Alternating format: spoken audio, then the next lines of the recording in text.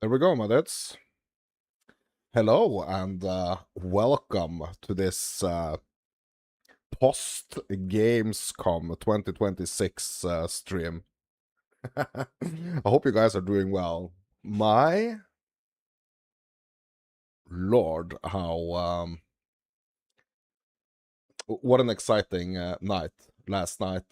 Um, Watching the Gamescom. I mean, there were some really cool stuff in there, I have to say, but obviously I was most excited for two things. The two things that excited me the most, it was Path of X. Okay, you know what? We're not gonna start with that one because like that's the obvious one. That's the super obvious one.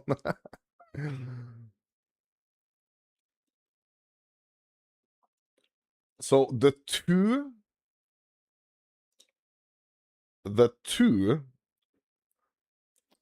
most excited moments for me, or exciting moments for me, was that Witcher reveal, my dudes. That was really interesting. The Witcher reveal. So, The Witcher 3 is getting a freaking brand new remastered version. It's gonna be released. Okay, let me see if I can actually find. It's gonna be released in like a month.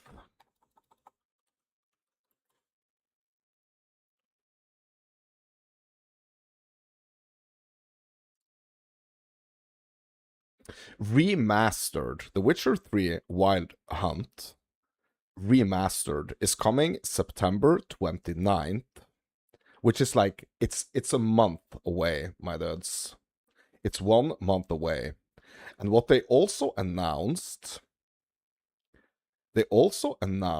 that upgrade to remaster for free if you own The Witcher 3 on qualifying platforms, and for all players who own the base game, enjoy the acclaimed Hearts of Stone and Blood and Wine. No, sorry, Hearts of Stone and Blood and Wine expansion at no cost. So that's two different DLCs as well. That like um, owners of the base game are gonna get these DLCs for free. We're also gonna get basically the remastering for free. That is so cool. So in 1 month, my dudes, in 1 month, I think we're gonna have to make some room in our schedule, or I'm gonna make some room in my schedule to play some Witcher. To play the remastered version of The Witcher. So I never completed The Witcher 3 as it is right now. So I've never completed it. I've never played through everything. Like I've never completed it. But it seems like now with the remaster and like the free DLCs coming, this seems to be like a great time to actually experience The Witcher 3. Because we are excited and actually waiting for The Witcher 4. So this is probably like a really good like marketing stunt that that the that the game is doing. So they are ruffling up the feathers, so to speak. Like it's they are kind of trying to create some hype for the upcoming Witcher 4, which we don't have a release date for, I guess. Bro, what is this? We are joining forces with Blizzard? The Witcher is coming to Battle.net? What? Really? Hmm. Well, that's interesting. That's very interesting.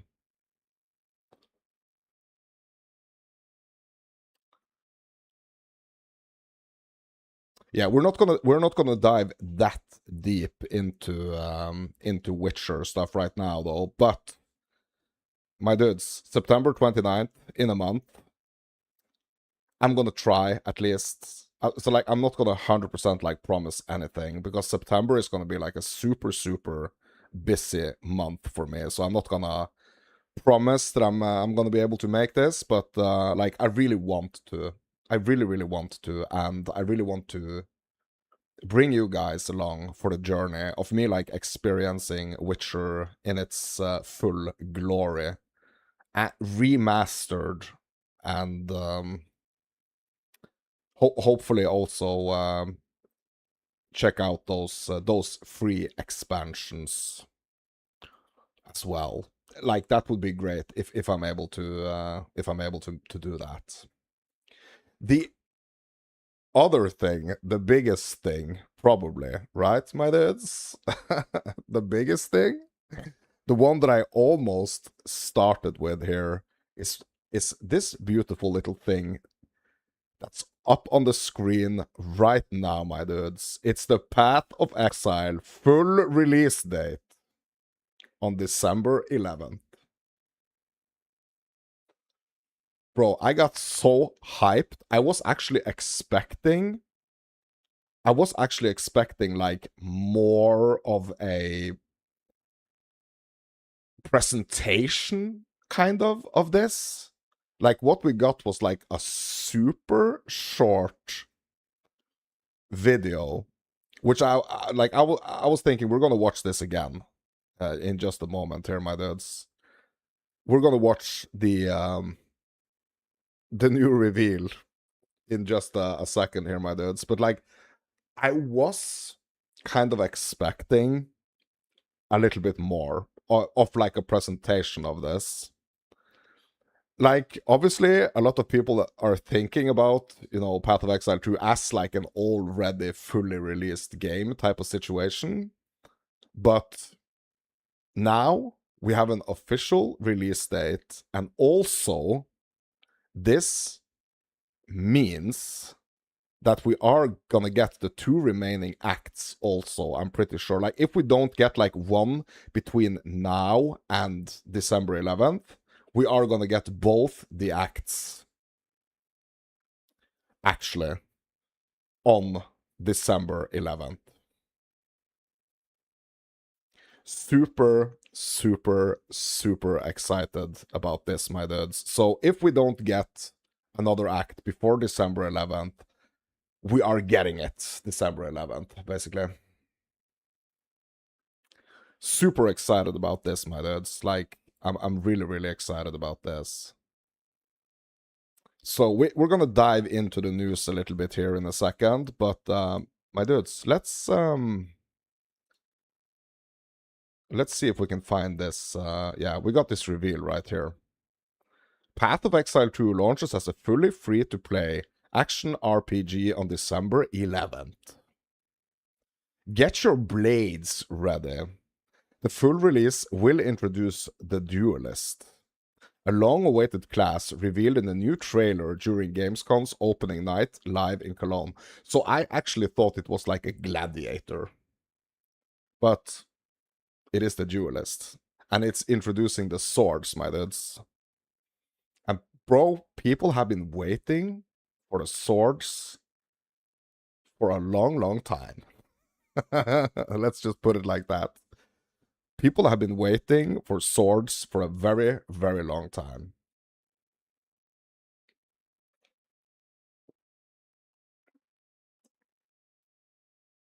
Let's watch the reveal once again, my dudes, and we can also like stop and analyze a little bit.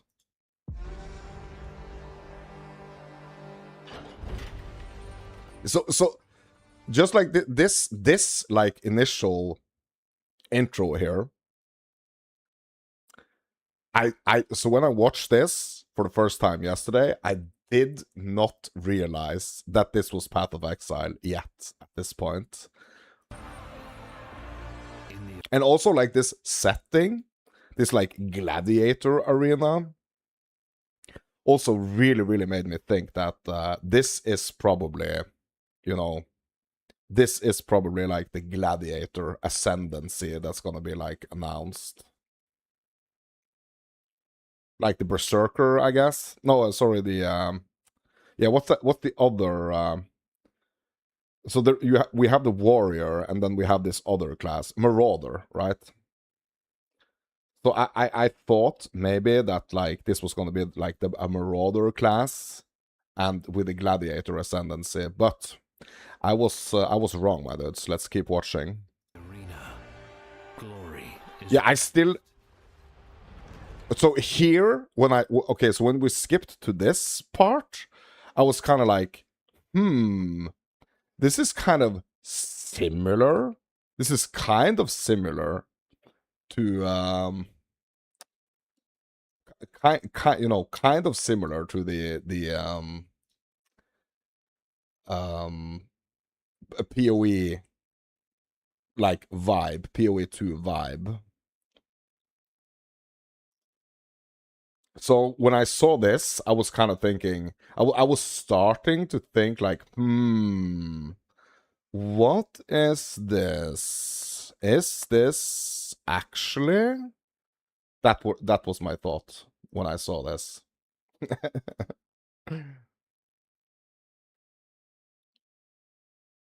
Could it? I was thinking, could this be? You know, could it actually be? When I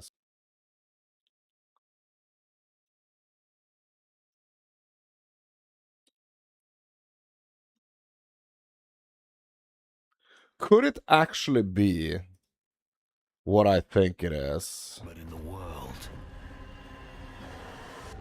it is taken.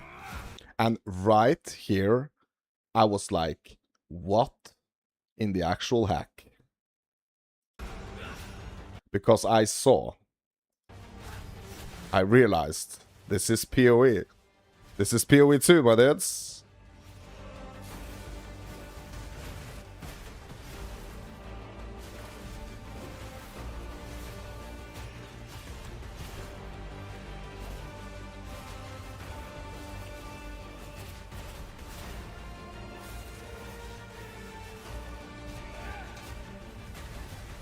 Bro, it's so cool. Bro, look at that sword, bro.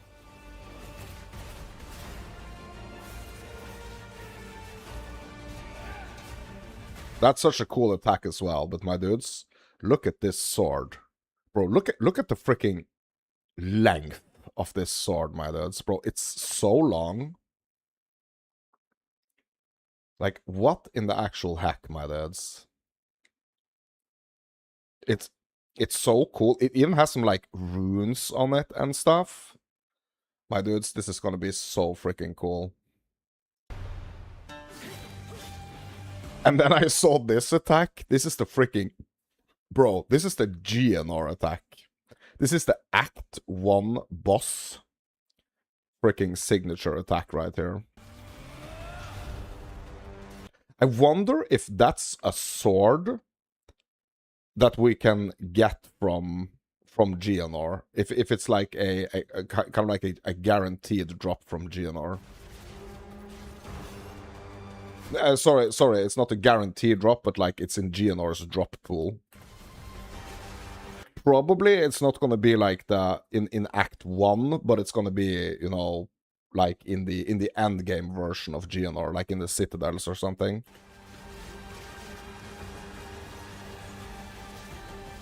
Spin to win, my dads. Spin it to win it. I will take what I am owed. The time has come, my dads. Bro, full release 1.0.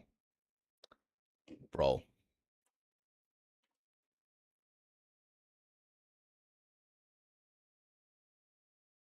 Oh my god, my dudes. December 11th. Register now for updates and exclusive rewards. Yeah, my dudes. Like if you did not do this already, you can actually go in here through this link right here, and you can register. So you're going to receive the latest release news and updates, as well as unlock exclusive milestone rewards on the road to launch. So if you go in like pretty soon and register here, I'm pretty sure that you're gonna get like all the like the potential rewards and stuff. And there are some kind of cool rewards here.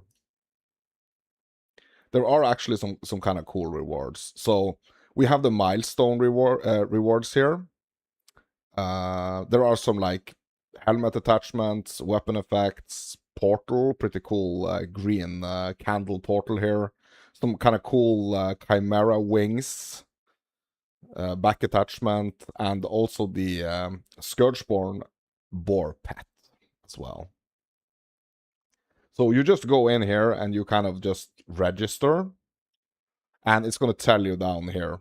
So you put your email in here, right? And you just hit register, and you're going to get like a confirmation mail as well. Make sure that you confirm that you want to be signed up. So you're going to get this confirmation mail, and then you will yeah. I think it's kind of important to use the same mail on this register form here as the one that's like connected to your account, I guess. That you can, yeah. So that you claim it for the like the mail address that you use, email address that you use to log into your character. I guess that's the case.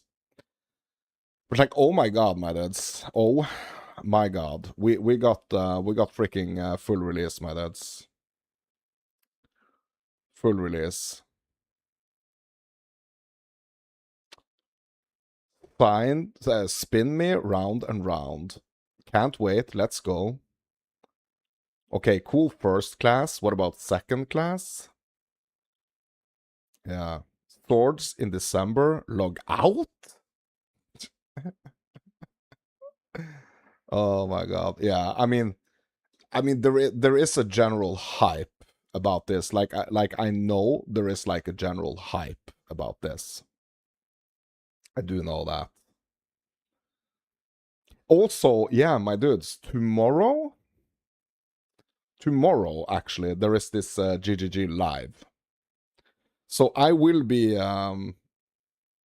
watching the GGG live tomorrow. So tomorrow basically that's what we're gonna do on the stream for tomorrow's stream. It's basically gonna be covering the GGG live. So I'm gonna be busy tomorrow with other things during the day. So during the day there will be no stream. So stream tomorrow will be a little bit later than usual. So we will be covering this live reveal of the 0.5.5. Yeah, that's what we will be doing tomorrow for the stream. So stream is gonna start later tomorrow.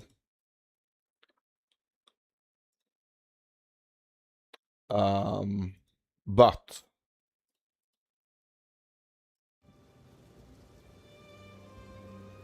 there is gonna be a stream. Yeah, so there is gonna be a stream tomorrow. It's just gonna start a little bit later because I have other things to do during the day, and yeah.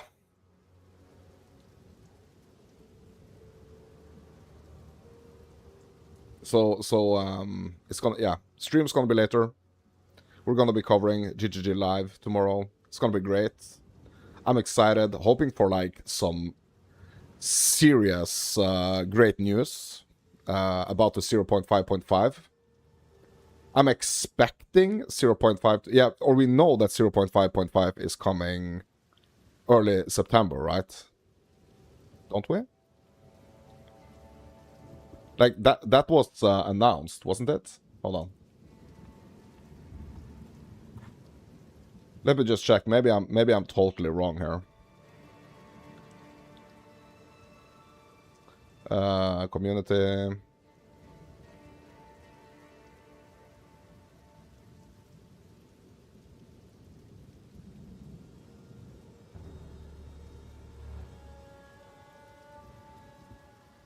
Maybe that's not... bro, I got, like, unsure now. I actually got a little bit unsure, my lads.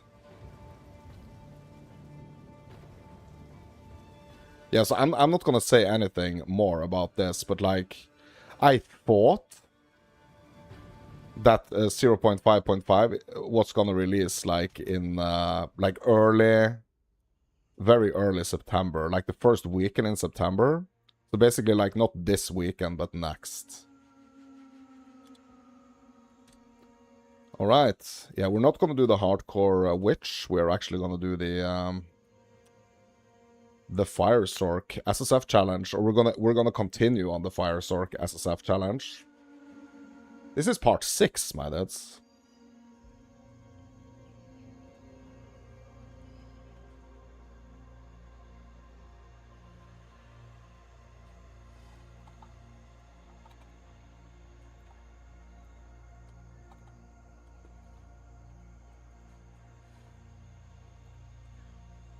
Part 6. Can you believe it, my dudes? We are at part 6 already.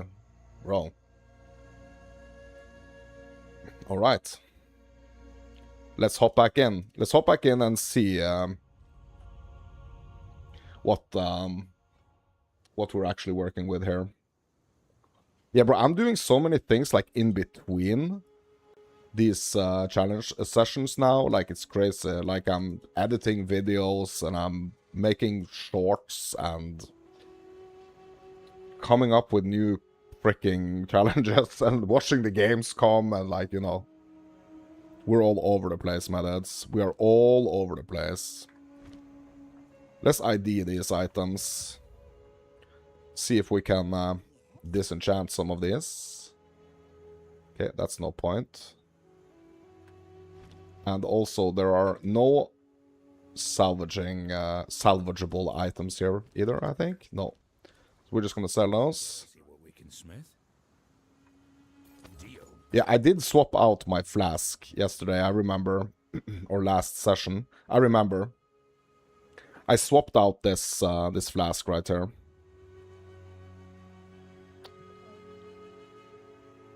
But I was not sure if it's I was not like 100% sure it was gonna be an upgrade. So I'm just keeping the old one for now. Okay. Return to the encampment. Find Alva at the base of Cigarette. Yeah. Travel to the Mystic Refuge. Okay, so let's go to the Mystic Refuge first before we, like, continue on the main quest here. Also, my dudes, we have a trial to do. We have a trial to do.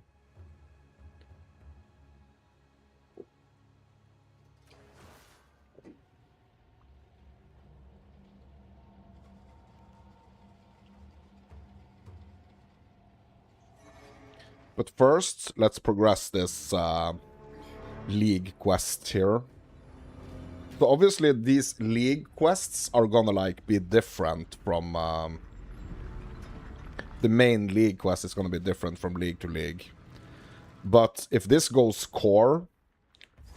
If the runes goes core, which I'm pretty sure they are... Like, if this League mechanic is going core...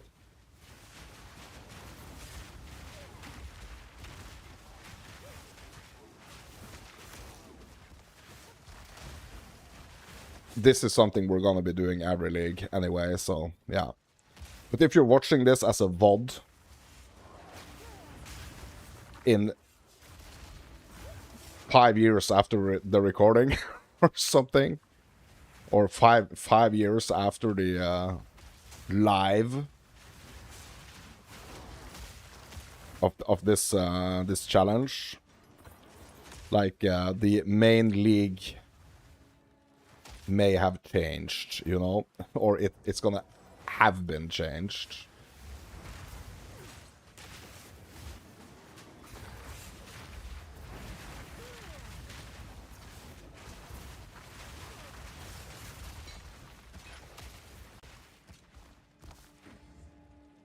Crimson Clouds.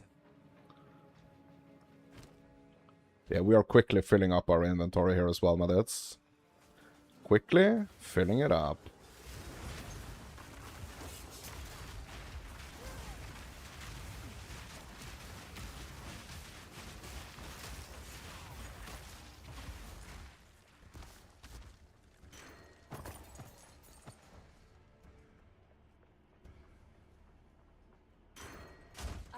Yeah, I'm basically full now. Let's go back to town.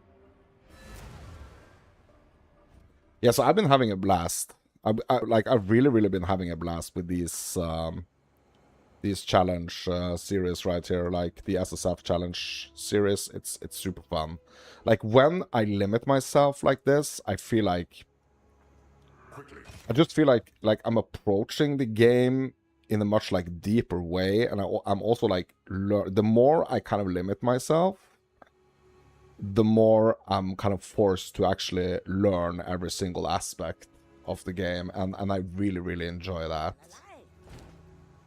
Okay, do we have anything for disenchanting here? Yes, we have this crossbow, we have this scepter.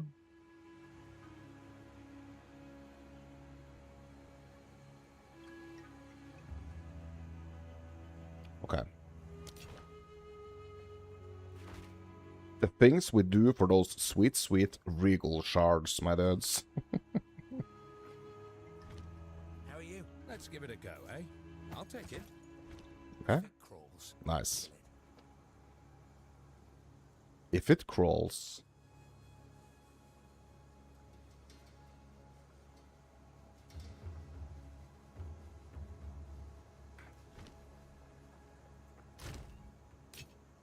Eight regals, bro? Bro, we're rich. Even 2 divines sitting in here. Great.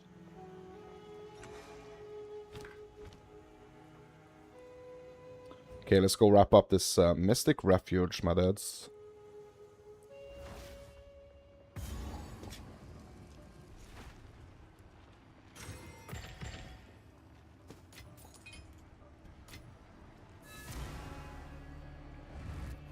The jungle holds many secrets, it seems. Mm-hmm. Now, what have we here? A third toe. Oh, to the literature is difficult to I feel so. Are we done here? Yeah, and also on these runs right here, like we're not going to be listening to every single little piece of dialogue because we've done this 100 times already. So when I'm doing these challenge runs, like I'm not doing it for like experiencing the lore or like the dialogue. I'm doing that the first time I play a piece of content, but I'm not doing it for every single run.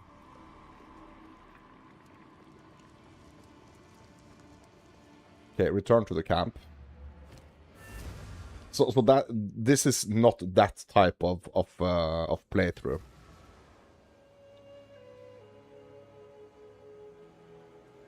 So the first time I experience like the new acts, like what we are kind of missing in the game right now, the first time I'm going to be experiencing Act 5 and Act 6, 100% we're going to listen to the dialogue. But like now, for like the 100th time through the campaign, through like the same content, that's not going to happen, my dads. But you are very welcome to watch like the first ever playthrough, and you know, if you want to do that, like I'm gonna try to organize stuff in a way so that it's like, or I'm trying to organize stuff on my channel so that it's like really easy for you guys if you want to watch some like very specific things. I want to make it easy for you to find it.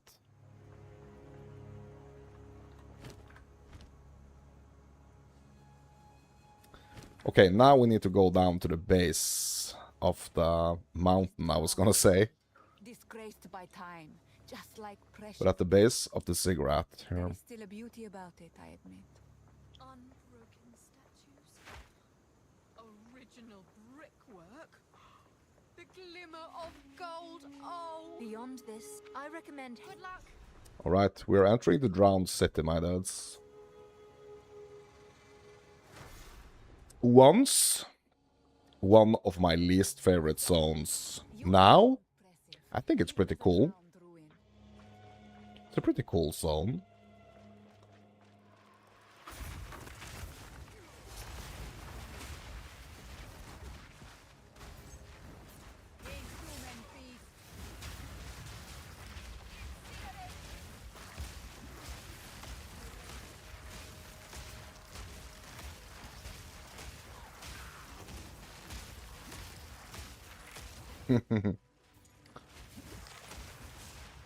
Detonate Dead is so cool. Such a cool skill.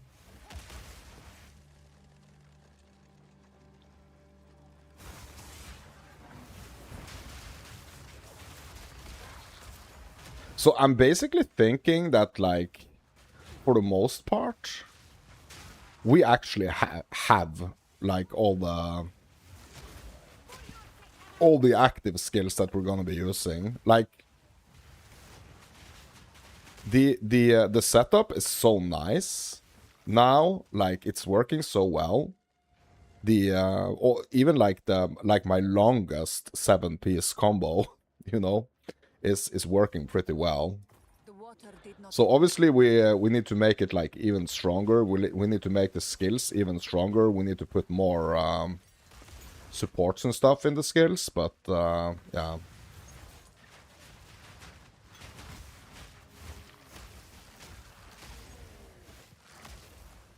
But I think we have like the core combo and like the core skills that this build is gonna do for the most part. And I think that's really exciting.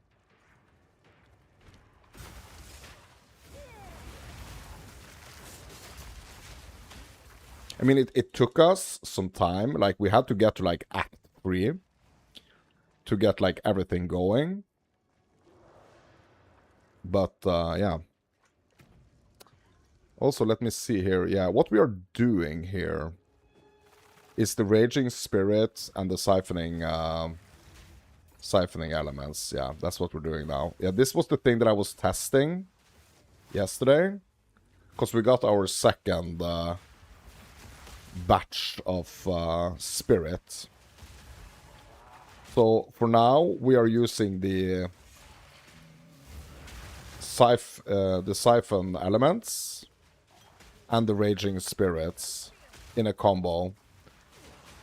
But I do also want to use more of like the spirit skills at a later point. I might even have to embark on a proper challenge to make a unset ring so that we can actually have even more of the spirit gems active.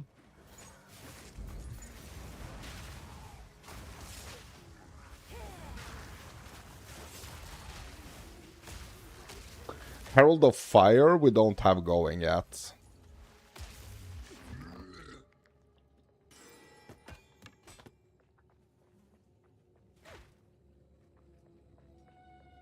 Actually, when I think about it. Okay, we got the support here. Let's see. Do we have any open? Okay, we have one slot open on the DD here. Yeah, but we're gonna need... yeah, we're gonna need more int, actually.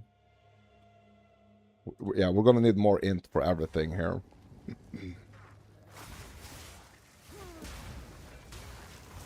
For all the supports now.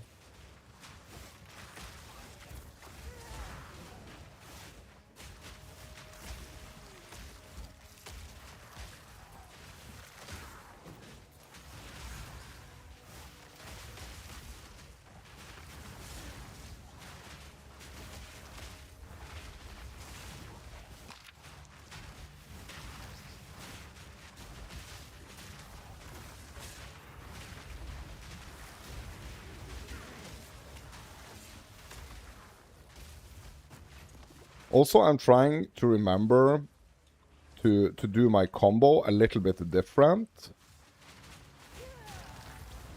Maybe I should actually pull up that combo here and see if I can make these changes. Actually, let me just pause the game real quick. Let me find this. Yeah, this is the combo right here. So, this is the combo that I've been doing up until this point. But, like, the flame wall should be going...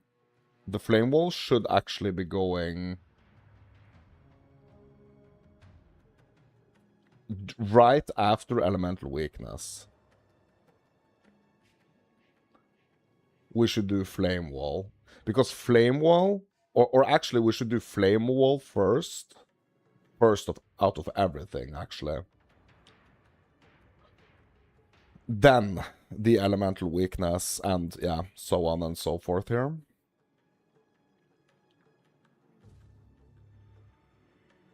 Because the flame wall, when we use it on... When we are over 90% of our mana and we use the flame wall, it gets a lot stronger. Right? Because we do have the... I'm just going to check if I have the Zenith support here. Yeah, we do. Supported spells deal 30% more damage while you are above 90% of your mana. Yeah, we actually don't need to go out of our way to do this. Like, it's not gonna be like the hugest difference. So I'm just gonna keep the combo as is.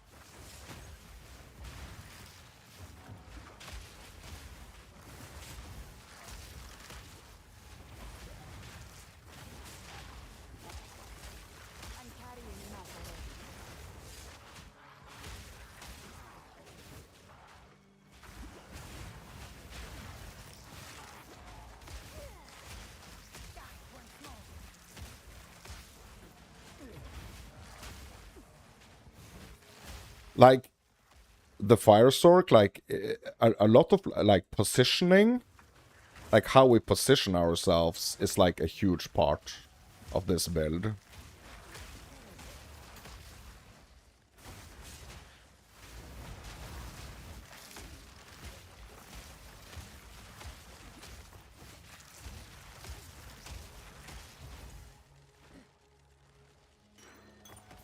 The way that Detonate Dead kind of, like, allows me to keep the enemies at a distance, and, like, if we are able to keep, like, the Detonate Dead strong as it is right now, like, if we are able to make, like, the damage not fall off too much, it's actually a really, really wonderful, wonderful skill, the Detonate Dead.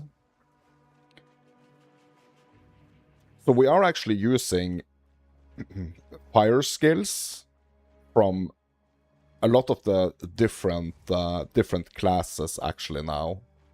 So, I mean, not a lot of them, but, like, we are using the Volcano, which is, like, initially a primal fire skill.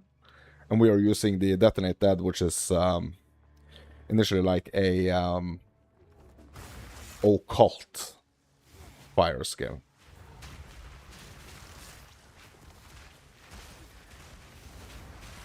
On top of obviously the Sorcerer flame skills that we are also using.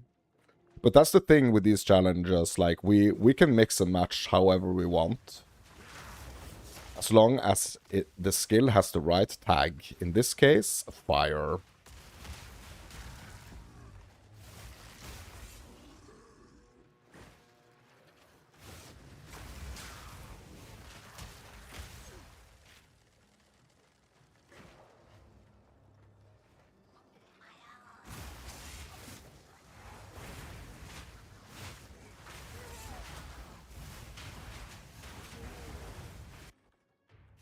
Yeah, we already did this. Little foul quarter.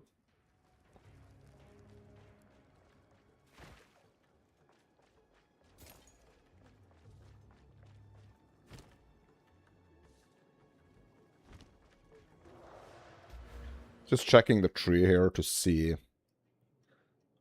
What else we need to do? Yeah, so what I think I'm gonna be doing for like my next skill point here.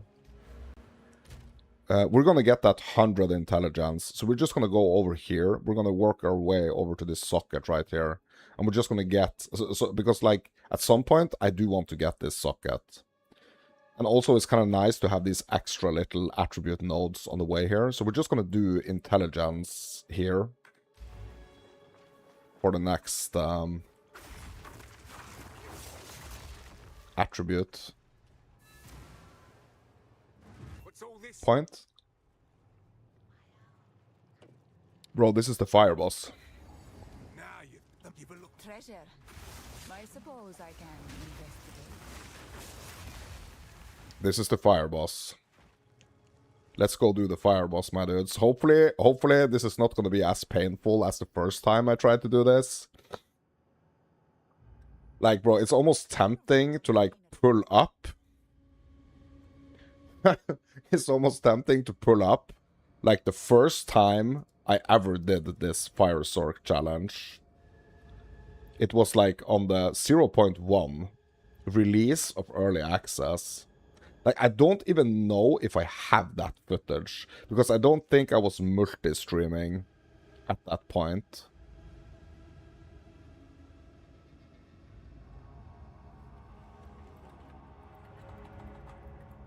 I don't think I have that footage actually available on my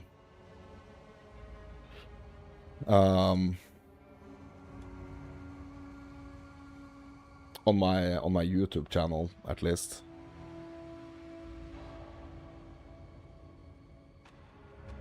I'm pretty sure I don't.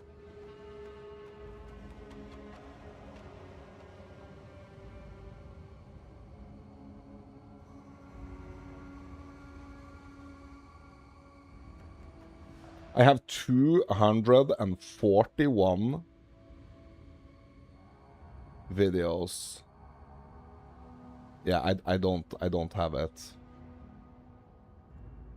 unfortunately. Yeah, this was before I started, like, spreading my content out a little bit.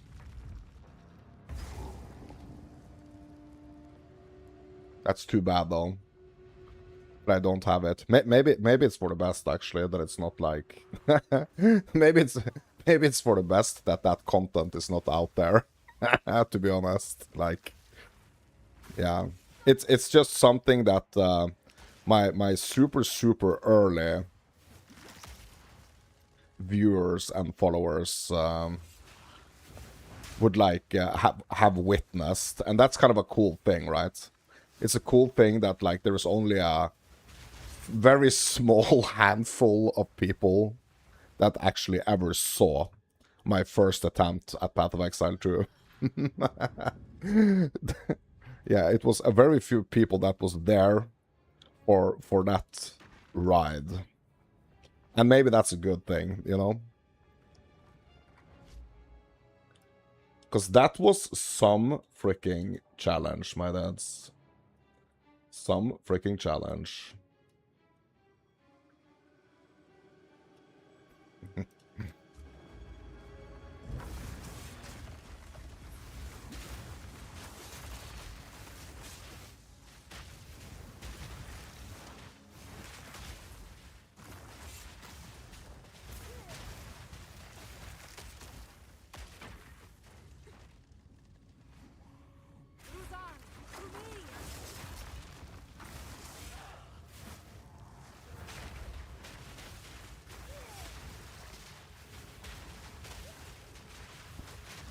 I'm really wondering what I'm gonna be doing with this, like, strength situation in a while.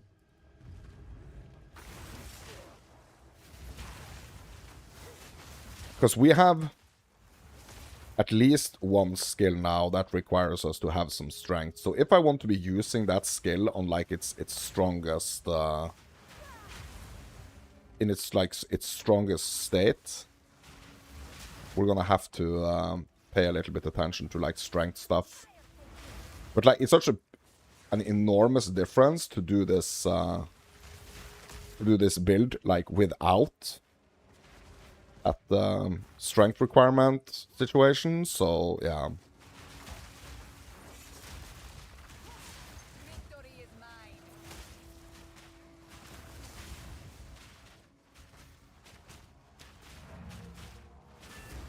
I'm carrying enough of Quick vendor trip here, my dudes.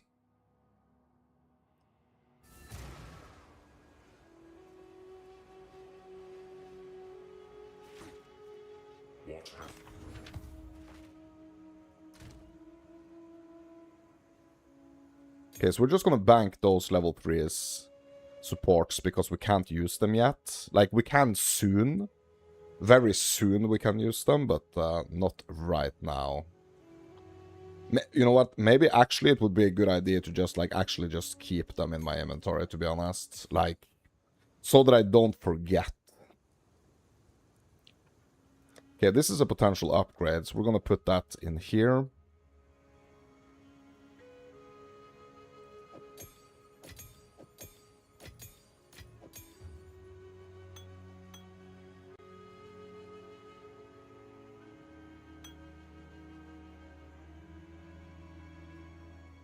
Oh, actually three items for disenchanting here. That's beautiful. Some pretty things, yes? Don't drink the water. Yeah, we really don't need that whetstone, but yeah. Bro, it's actually selling for 30 gold. Okay, so we can actually, you know, get it and just, like, sell it. Treasure hunters in particular, stay wary. Yeah, Oswald also wants to lure us into some treasure hunting here. For some gold and stuff. Like, can be a good thing, actually.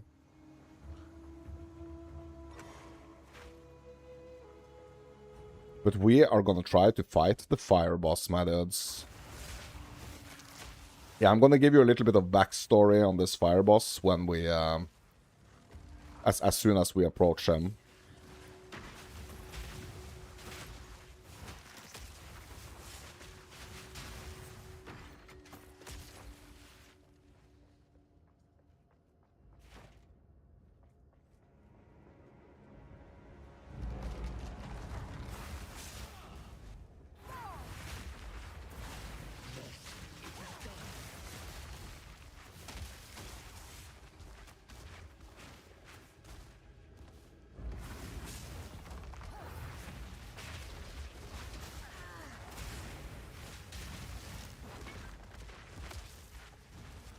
Yeah, we're gonna grab this checkpoint here. Stone altar. Activating the stone altar requires a frost core. Bro? What? Bro, is this a secret area? I think this is a secret area. So if this is a secret area, we need to find that frost core.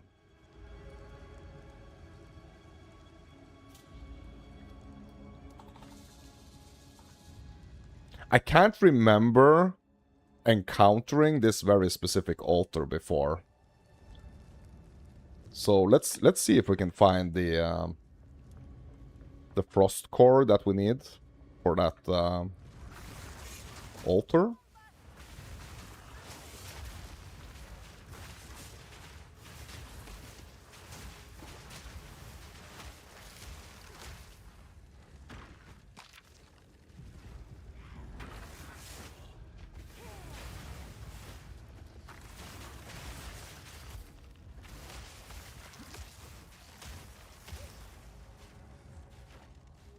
Let's open this box.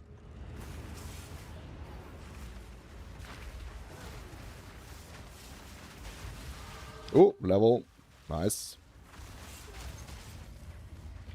Vicious Talisman. So I'm just gonna go and I'm gonna get the int node over here, so that we can now actually get some more supports going. Yeah, what are we doing? Yeah, corpse conservation. Like, I was really thinking, excuse me, I was really thinking about this one for the Detonate Dead. Because it has a 25% chance to not destroy the corpse.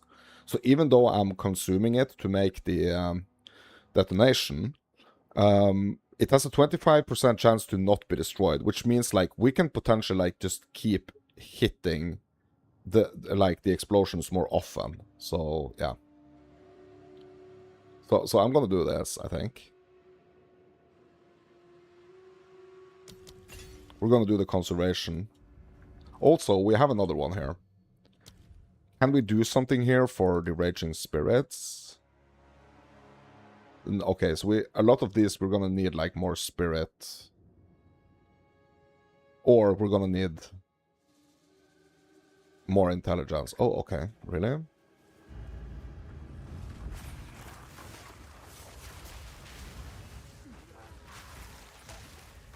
Okay, so I'm just gonna have to wait till I get like even more intelligence. I can't remember what that like highest cap of the intelligence requirement is gonna be, but I don't think we're that far away from it. I think it's like 100 and something. So we are gonna hit this point where we don't need to worry about like intelligence. But right now we're at the point where like that's really like it seems like every single support I'm adding, it's just like every single support I'm adding to a skill, it's just like bumping up the attribute requirements to like add another support. Just gonna make sure that I didn't miss anything down here, because we are on the lookout for that frost core.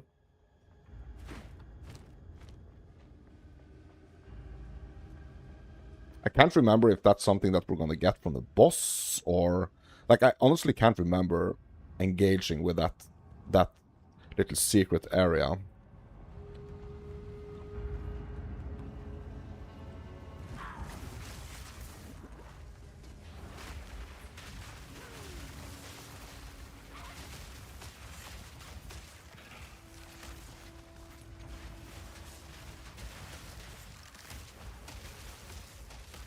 Okay, we got a rune encounter. Like, Detonate Dead should be like a freaking great skill for these rune encounters, to be honest, my dads. Runic Alloy, Regal Orb, Exalted Orb. Okay. Yeah, so the Runic Alloy is like the increased Runic Ward here. Max Runic Ward for rings. Increased max, like a percentage increase maximum Runic Ward for Amulet. And also a percentage increase Runic Ward regeneration rate for the belt. Okay.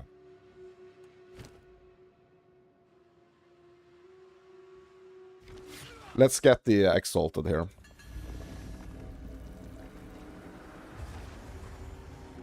Oh my god, oh my god, oh my god, oh my god.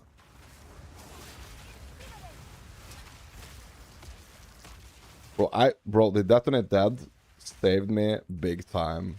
Like, triggering these runic encounters in these, like, super freaking tight rooms. Bro. Yeah, that got my, adrenaline rushing right there.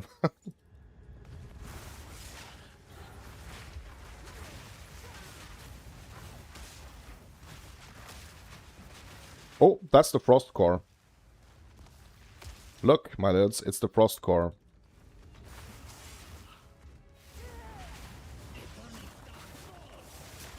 Nice.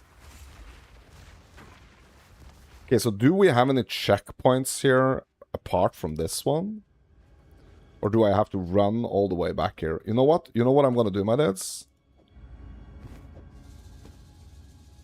Yeah, we're gonna keep this one. I'm just gonna keep going here and see if I can find another checkpoint, and then we're gonna port back to the Frost Core area. Instead of just like mega backtracking now.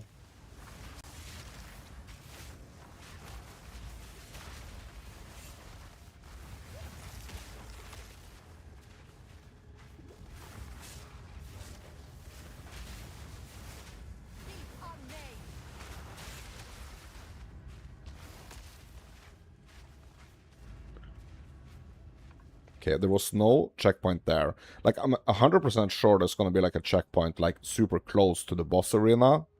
So we could wait until we get there and then just like port back. Or we could just go to the boss arena and then port back. Bro, is there gonna be another checkpoint here? Okay, there is a checkpoint here. Bro, there's another... There's another stone altar here? Okay, I'm using the frost core here. Okay, and now we can actually go over here. Oh, nice. Ooh, a ruby ring. Yellow ruby ring. Yellow feathered tiara. Let's go.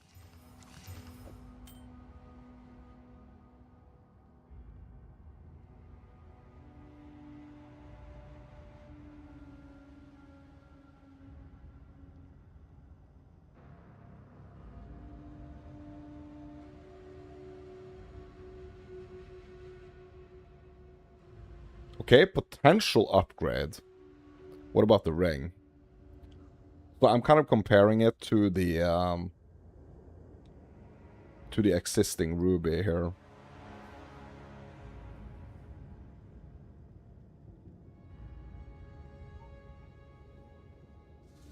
Okay, this is quite interesting.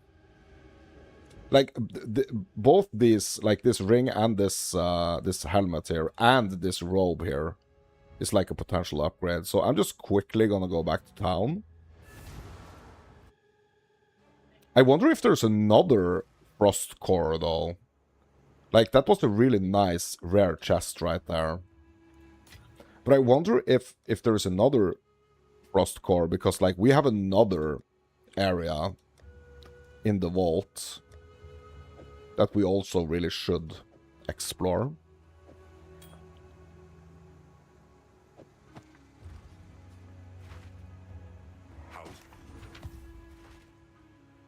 Here to help.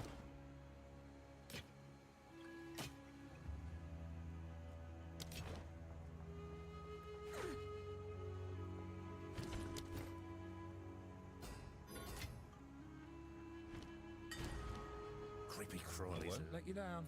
For me, I Look out for snakes. Look out for snakes.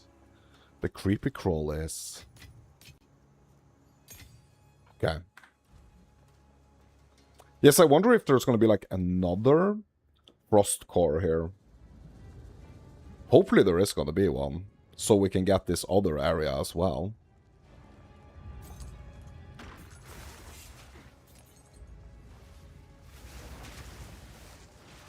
Yeah, this was definitely something that was kind of like erased from my memory.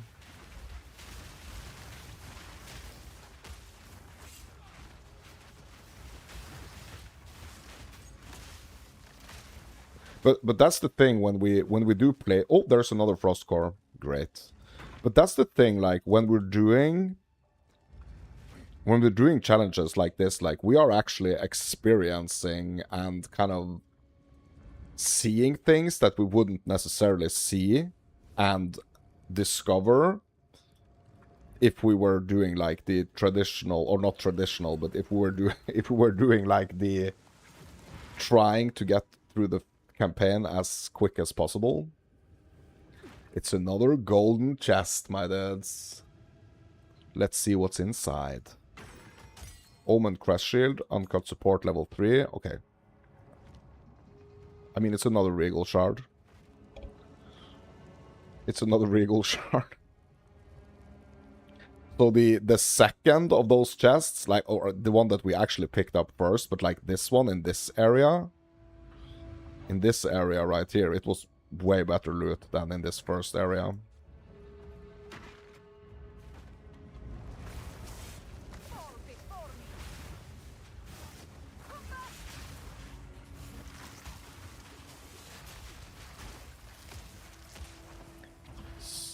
Superior for the superior scepter for the etchers.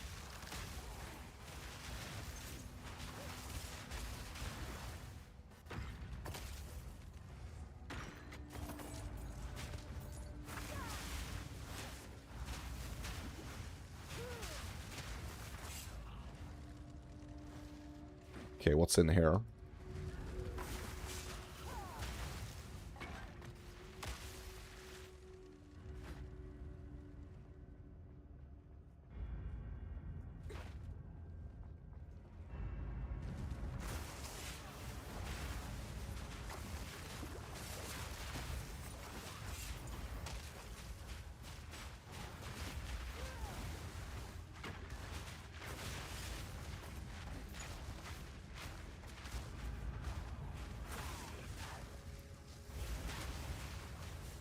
Let's go back here to this little section, uncovered section right here.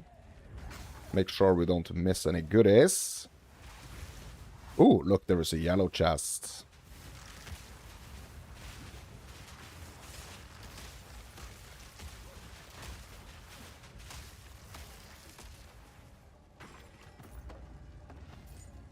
Okay, another yellow scepter.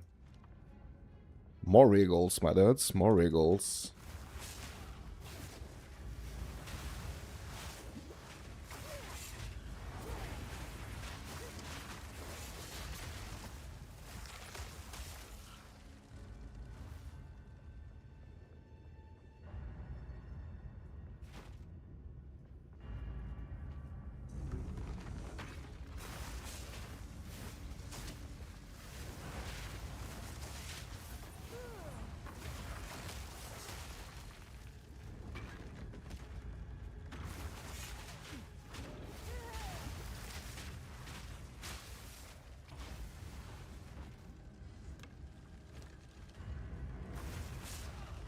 Yeah, we're gonna have to go back to town soon.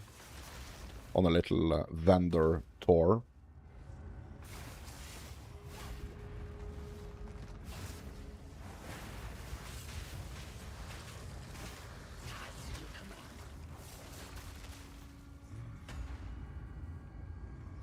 Okay, we're approaching the boss. There he is, my dudes. All this noise. There he is.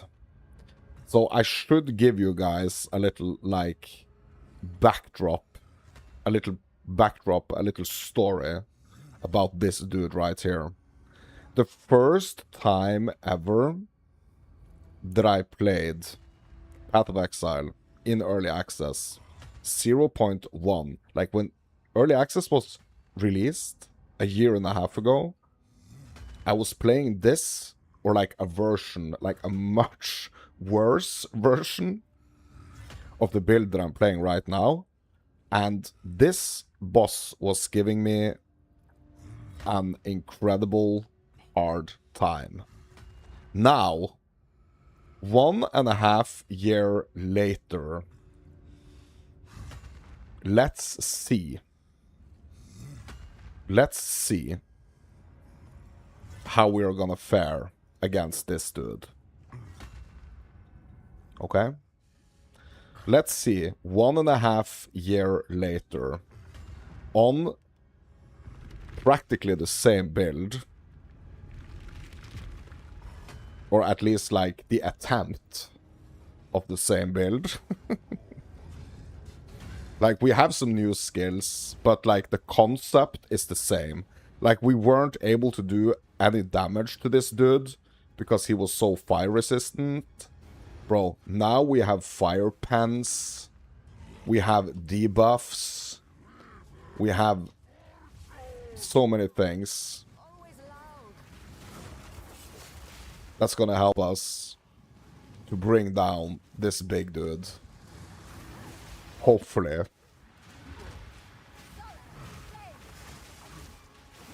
So this lava here is gonna keep like expanding.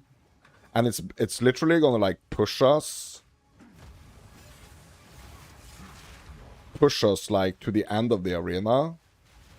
And if we can't beat this dude before we get to the end of the arena, we're gonna be in some serious troubles, my dudes.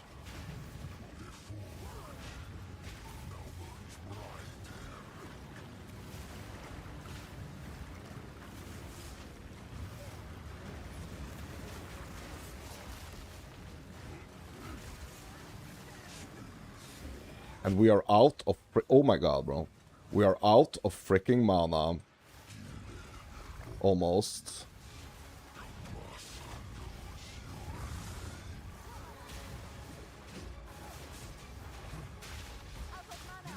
Bro, this is not looking too good.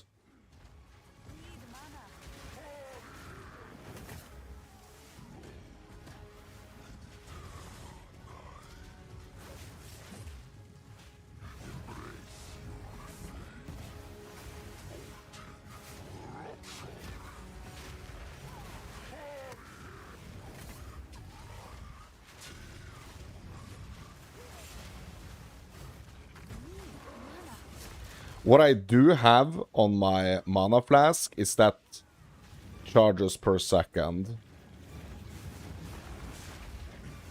Which means that at some point we are going to be able to get that mana back. Or fill up our mana.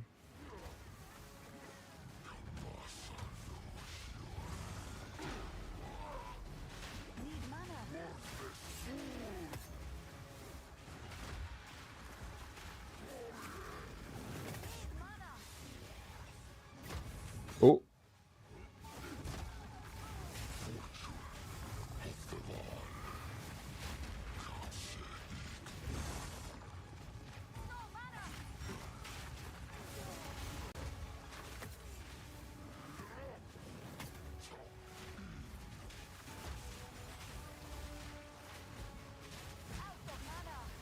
So like it is still rough, but I mean we're gonna be able to do this. But like, so it's still rough. Like I would not have been able to do this. Like I was not able to do this, boss, on that first ever run. So, but now we actually did it. Like it was rough. It really was rough. I had to use every single trick in my toolkit here. I have no space for that. I had to use all my knowledge to actually be able to do this. And like, how far were we actually to the edge of the arena? Bro, it was pretty damn close, my dudes. So if I hadn't had the setup that I have now, with the fire penetration and the elemental weakness, bro, I would not have been able to do this. 100% I would not have been. But my dudes, we did it. We did it. This was like a real test, to be honest. This was like a proper test of the build, actually. A proper test.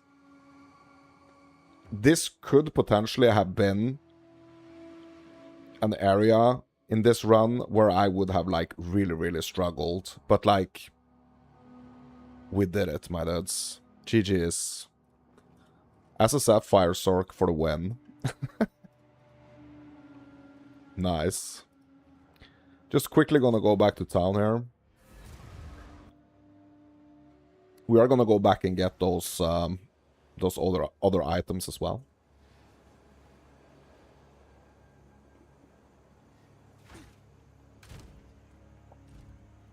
Need a guide? Let's ID first. Greetings.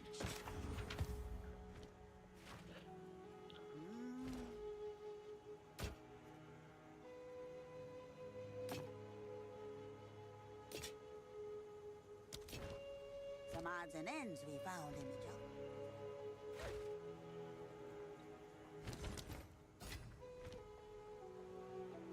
Came back alive. Keep anything you... Okay, we did it. Okay, Oswald, was he the one that gave us the quest for, maybe he was actually the... Yeah, reforging bench unlocked? Aha. Yeah, exactly. So, that challenge, or that fire boss, is actually what's... unlocking the reforging bench? Bro. Okay, there's nothing here to upgrade. Yet, at least.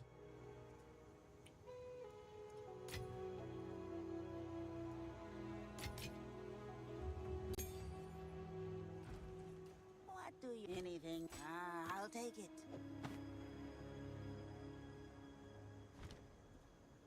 Let's put this in the potential upgrade tab here.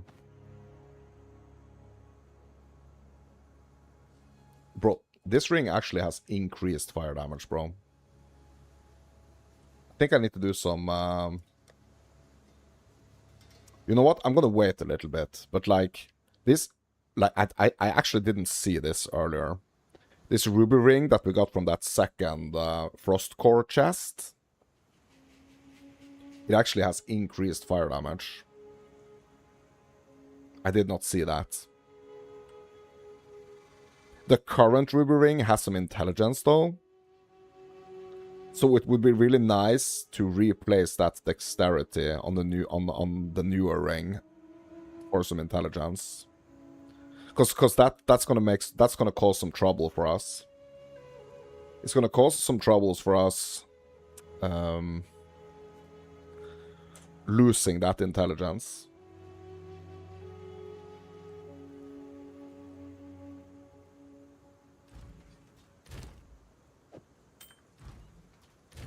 Okay, let's just put it back in the upgrades tab here. Let's go back get those other items. And this area is cleared.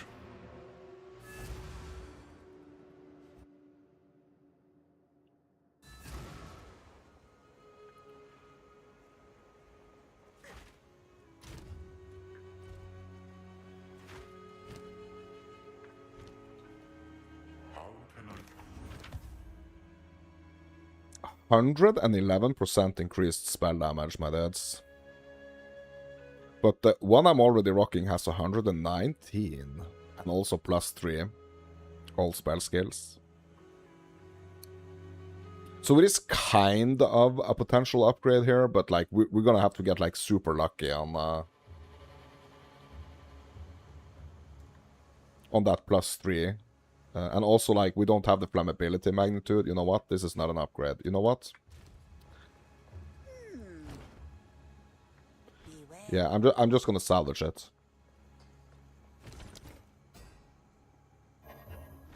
Just gonna salvage it. Just making that decision, not overthinking. My dudes, I'm notoriously overthinking stuff. I'm a notorious overthinker, so I do know that that's something I need to work with in my life, work on in my life. So I'm really trying not to be such of an overthinker, but it's hard for me.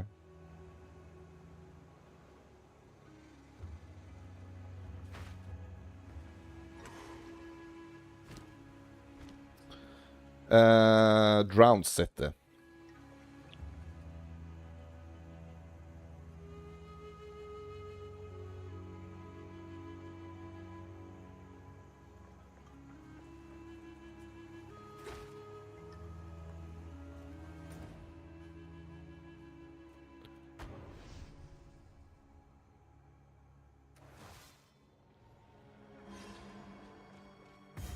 Oh yeah, and this zone is actually reset now.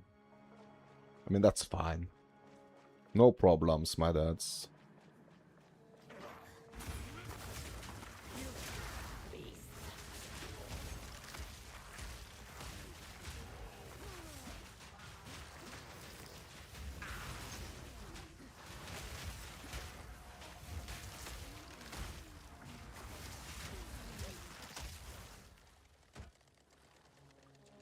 Just give me a second.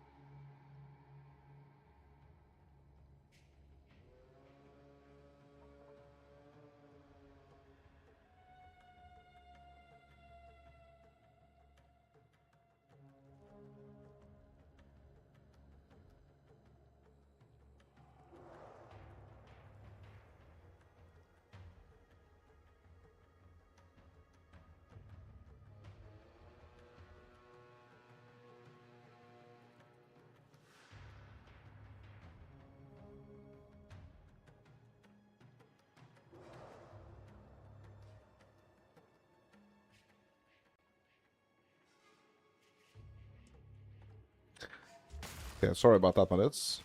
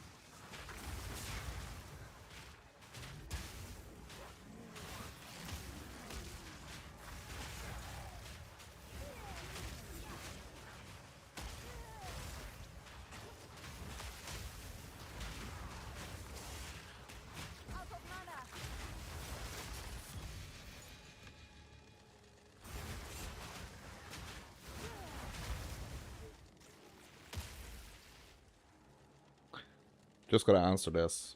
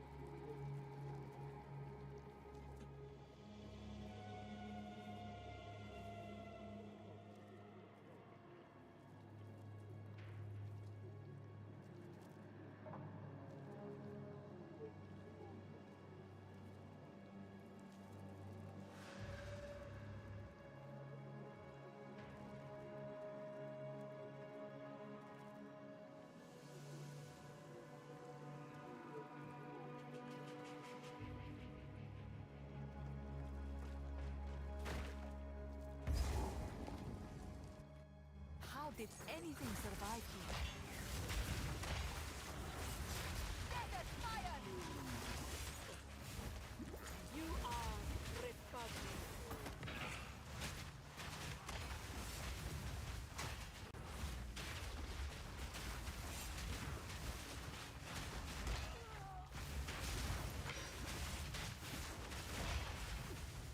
Need banner. Stand, take you.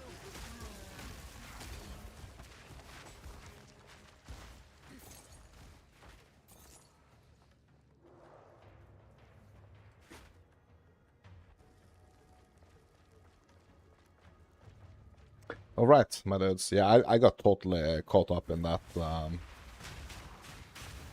message.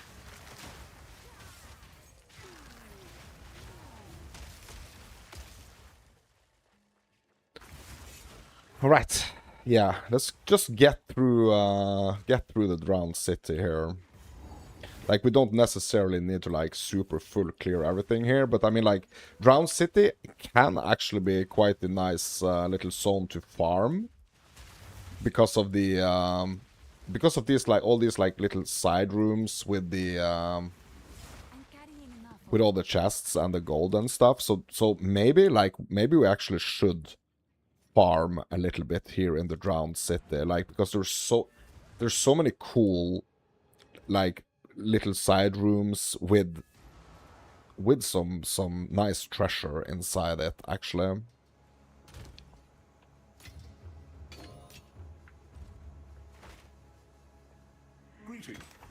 And also it's gonna set us up even better for, like, what's coming after.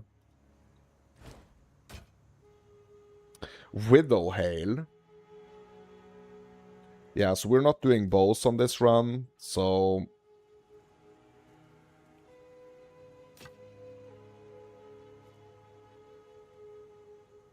So we're just gonna get that chance shard for it. Like, the chance shards are so few and far between that, like, we should really, like, just hop on the opportunity to actually get the chance shards when we can, to be honest. Here to help.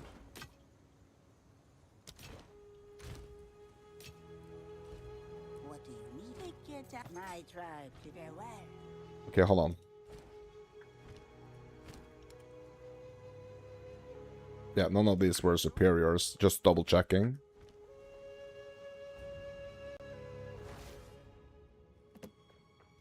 Yeah, so maybe we actually do a little bit of farming of Drowned City, to be honest, my dudes. Like, we are already 3 levels over zone, though.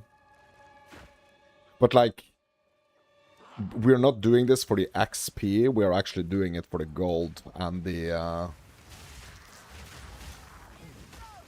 currency.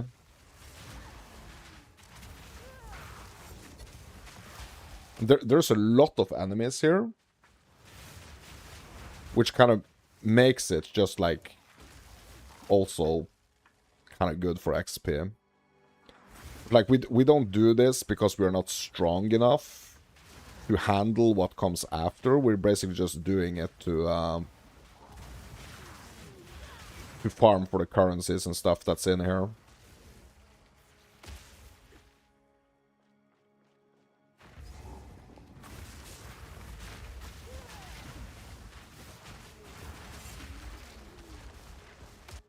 Like, the way that the loot works in this game, it's kind of like like farming certain areas is like a really, really good idea. Because you're not going to be guaranteed a... So this zone is monster level 40, right? So you're not going to be guaranteed, like, a level requirement level 40 item in here. But what you are guaranteed is, like, these chests, like these rares and this gold.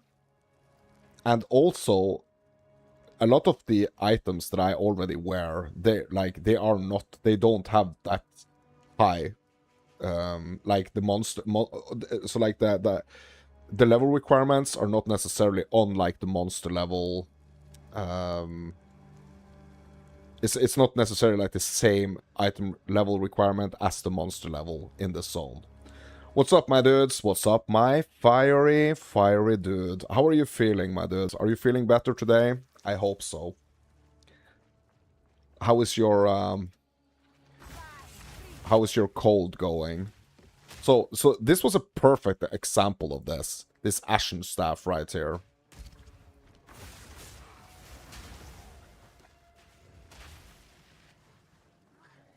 So this is like, so yes, it is an item level 40, but that doesn't mean that the requirement for this staff is going to be level 40, you know? You are. That show was good, wasn't it? The Witcher 3 overhaul was crazy, and the swords in PoE 2, bro, I'm so happy. And I'm so happy that you also, like, brought up those 2 things as like a really big highlight. Like 100% sure. I 100% agree. It was really, really good, bro. I was so I don't know if you saw it, but like I uploaded a video, just like a 2-minute video of my reaction to like the PoE reveal. Like, bro, it caught me off guard. But bro, the way that they waited for so long to reveal that PoE 2, it was crazy. Yeah, you just saw it? Yeah. Yeah. You was there yesterday? Yeah, like you weren't in chat so much, so I did not know if you actually were there alongside me watching it. So, but yeah.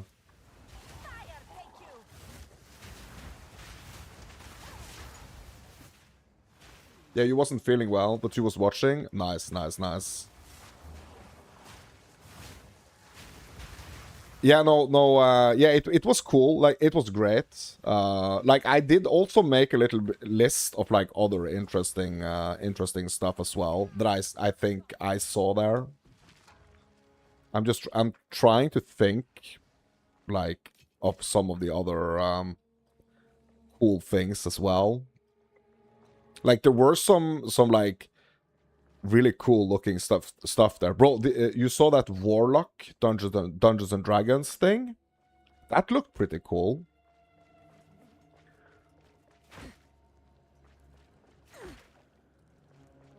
Wokelock? Bro. Really?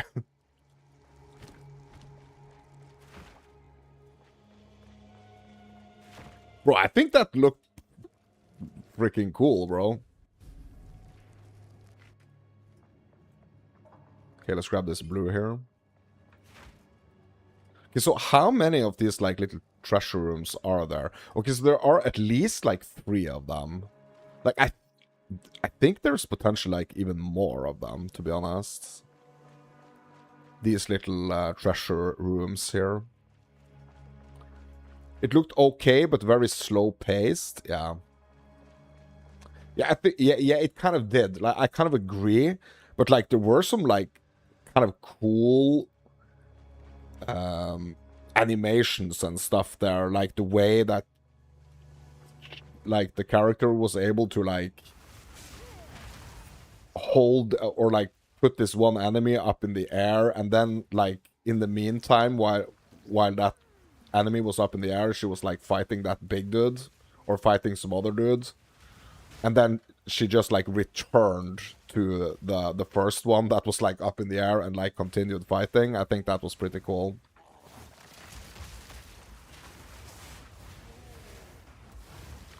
What about yeah, the spells was cool, but they needed cast speed. Oh yes.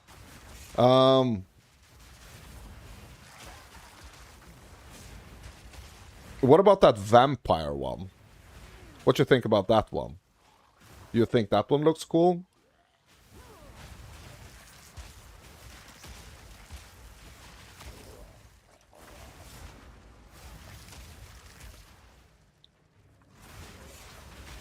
It looked rather mid. Like, what surprised me with that was, like, the graphics. The graphics looked kind of worse than, like, other showcases I've seen of that game. You're more excited about the game you told me about? Bro, but it wasn't even there. It wasn't even there. Also, did you see that I beat the freaking fire boss? You know? Yeah. Yeah, I was gonna react. I was thinking about it. I was gonna react to, because you said that you wanted me to actually watch the, like, the trailer for that.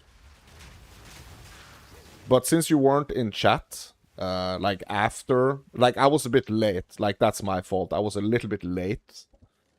I actually wanted to stream for quite a bit more at the beginning, like, before the main show. So that's my bad. But I was thinking I could react to it, like, after Gamescom itself. But, like, since you were not in chat, I just skipped it.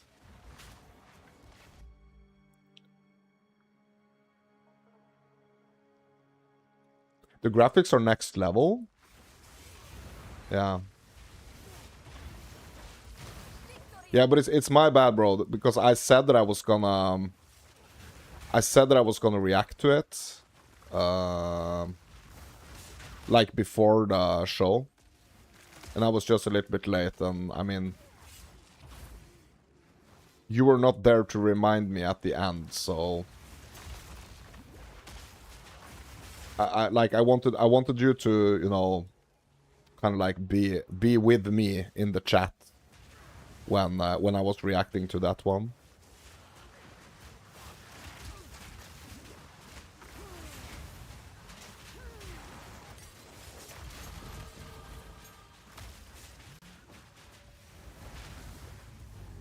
No, bro. It's my bad. It's my bad. So, if there's anyone here that should say sorry, my dude, it's me.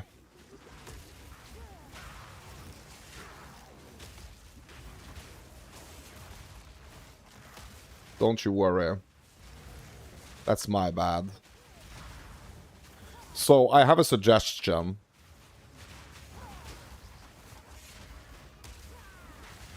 If you send me that link to that video, I can do it at the very end of this session. Sounds good?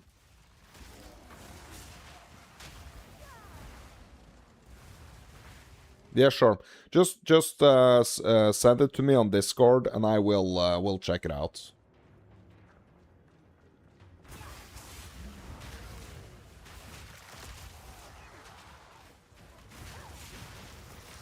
While you're getting it, I'm also thinking like, what else was actually really cool? You know, there were some other cool things, I think. It was this like, there was some like super big like cinematic boss fights and stuff in some of them. It was also this other cool. It looked like it was like a French game or something. It had that like first person view.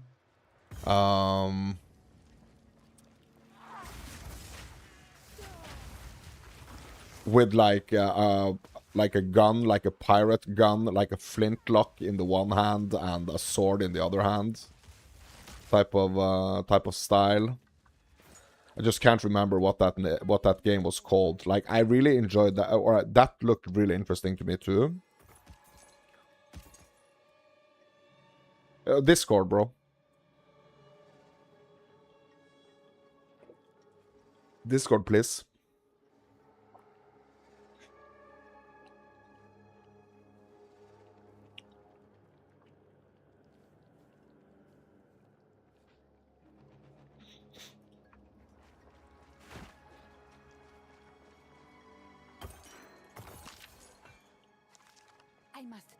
Discord, please, and I will do it as like the last thing that I'm doing for this stream today. So I'm gonna stick to the regular. I'm gonna done it, and it sounds good. Yeah, cool. Yeah, I'm gonna stick to the regular schedule today, my dudes. We're gonna do the 4-hour stream because I have like so much like editing and stuff I need to do as well. So today is not gonna be like a double stream like yesterday. You know? Okay, quick trip back to town. The old Riddle, yes. The new old Riddle, or schedule. Yeah, but wasn't it anything else that excited you? Like, was it only like the Witcher stuff and the PoE stuff?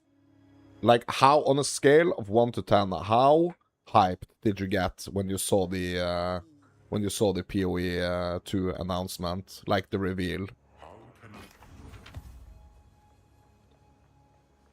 Did it catch you off guard like it did with me, or like, what did you think about it?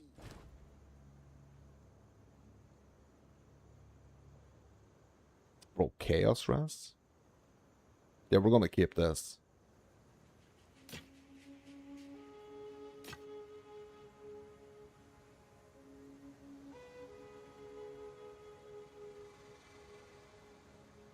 Maybe it's about time that we actually start keeping these wands as well, actually, to be honest.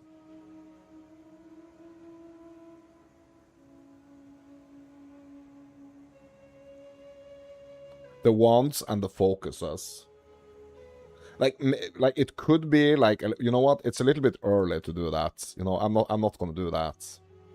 I'm just gonna wait with like keeping the the ones and the focuses, because they're just gonna be like freaking clogging up that potential upgrade tab.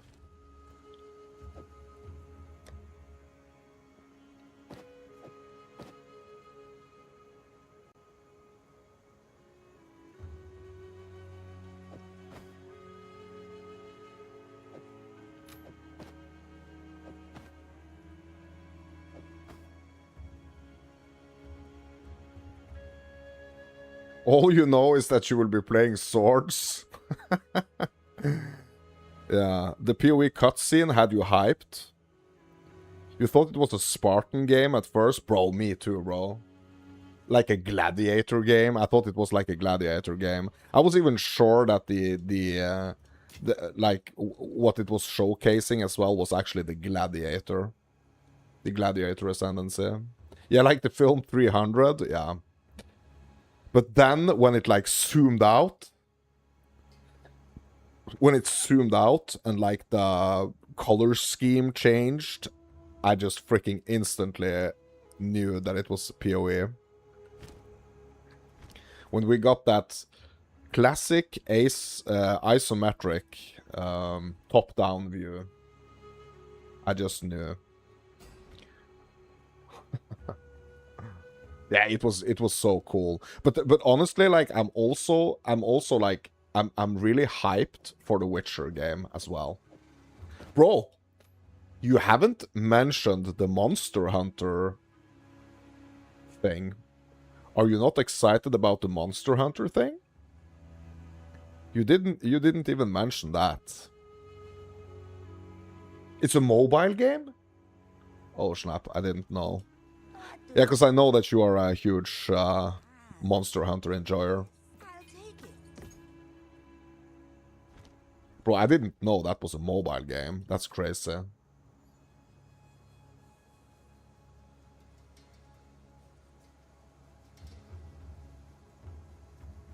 But bro, did you see all the freaking PoE haters in the chat as well? Did you see that? There were a lot of, like, PoE haters.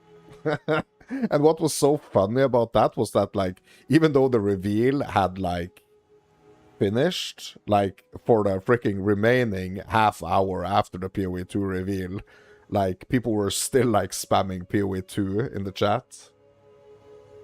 Yeah, it's the Diablo 4 fanboys crying. bro, like, talking about Diablo and stuff. Bro, did you see that The Witcher is gonna become like they are teaming up with Blizzard? Witcher is actually coming to Battle.net.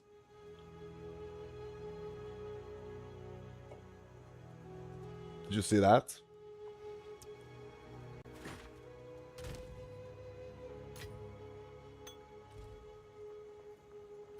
I'll stick to Steam. LOL, yeah. Yeah, I have this cool thing. Like, I actually have Battle.net in Steam. So it's almost functioning like a game in Steam, like an application inside Steam. But yeah, like,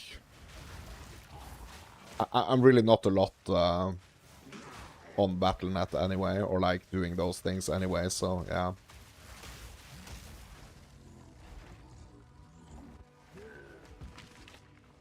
You're gonna rebuy it on PC when they do that free update?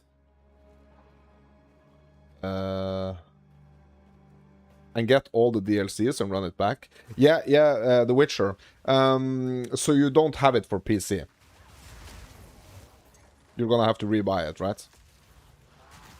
I actually have it for PC, bro. And I actually got it. I actually got The Witcher 3 in like this super bundle. Bro, I don't know if I even... I don't know if I even paid, like...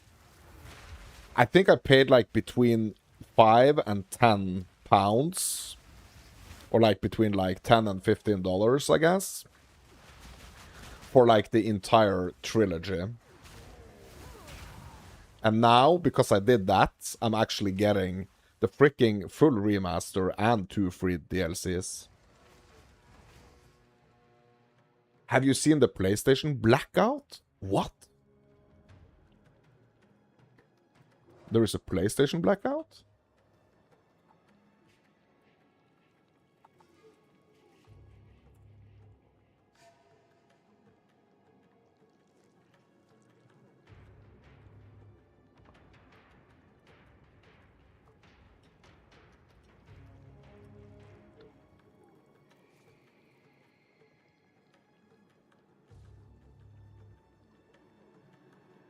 PlayStation blackout.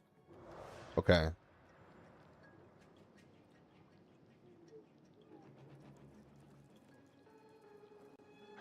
So is this the like, is this the type of article I should be reading, or maybe I should find another one?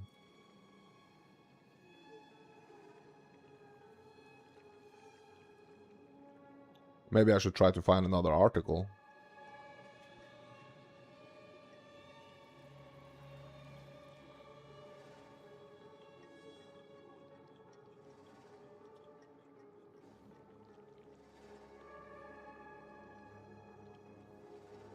PlayStation 5 blackout continued indefinitely as gamers to miss out on GTA 6. Sony is still reeling from the fallout of the axing physical games, with angry PlayStation players sticking to their word and powering forward with a PS5 blackout. While this was originally only supposed to cover a week, the once loyal fandom has now vowed to extend it indefinitely. 2026 is a massive one for video games, with the big three of Microsoft, Nintendo, and Sony each celebrating their own exclusives. PlayStation is arguably entering the busiest period of the year with the September 15th release of Marvel's Wolverine and the Goliath of GTA 6 on November 19th. Although it was originally penciled in as a week of protesting, from August 23rd to August 30th, updated language reiterates that it's the minimum that people should be turning away from their PS5 for. The Does It Play One X account is one of the leading voices of the movement, stating everyone is encouraged to go indefinitely until Sony changes course. Pedal to the metal or we won't get anywhere. While GTA 6 and Marvel's Wolverine are obviously the big ones on the horizon, the irate PlayStation community could also miss out on Control Resonant, Onimusha, Way of the Sword, and Blood of the Dawnwalker. The crux of the argument is the move away from physical discs, although the boycott also blames the gaming giant for moving further apart from its fan base. Whether this will take a toll on Sony's bottom line remains to be seen, but clapping back at critics, Sony CFO Lin Tao previously told investors the company wasn't seeing any impact on our business. Sticking to his guns, Lau concluded, as a result of the discontinuation of discs, we don't see that there will be any negative impact on our business. However, as I already said, the users, the players have attachments, and we have to think about how to respond to that feedback. It's true that Sony's stocks actually leaped by around 3.2% in the aftermath of the announcement that it was axing physical discs. Players react to PS5 blackout. The PS5 blackout is causing a stir online, with gamers rallying together and promising they will keep their consoles turned off for the foreseeable future. When Does It Play posted the updated guidance. One player wrote, I've already been going for nearly 3 weeks now. I will continue to do so. I decided to play my other consoles. Another added, disconnected from PSN on my PS3 and PS5 yesterday. I will do the same on my Vita and stay off my phone. I am not going the indefinite route, but I'll support the cause this week. Hopefully it makes a dent. Yeah, I don't know if one person is going to be able to make a dent, but like if there's a lot of people, I mean, sure. It's funny they pushed consoles with disc trays to then get rid of physical discs, bro. That's true. Like one of the like the really cool things, especially with like the PlayStation series, was the fact that you could play your old games on the newer consoles, right? That was one of the cool things. Right? But I mean, this is an interesting argument, to be honest. Like, or like, it's an interesting topic. Others were less convinced that it will work, with someone else musing, spoiler alert, Sony won't change course. It's still a good idea to send a strong message, but yeah, unless a significant amount joins, that's like 25% of the install base minimum, they will stick to their strategy. Another one concluded, cry me a river and grow up. Even car music has gone digital, and guess what? I literally bought a couple of games from the PlayStation Store today. You can keep crying about digital games while the rest of us enjoy them. Many were asking how many people are actively taking part in the blackout, but as those metrics are impossible to track, we will likely never know how many have truly turned their backs on the blue team.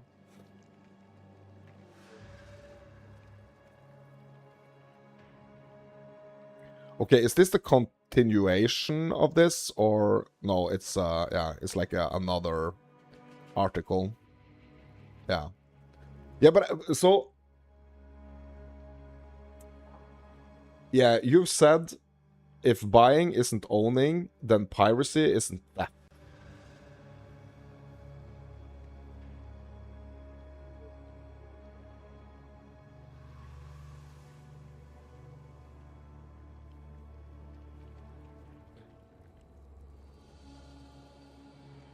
Like the problem here, right, is more isn't like the issue here more of like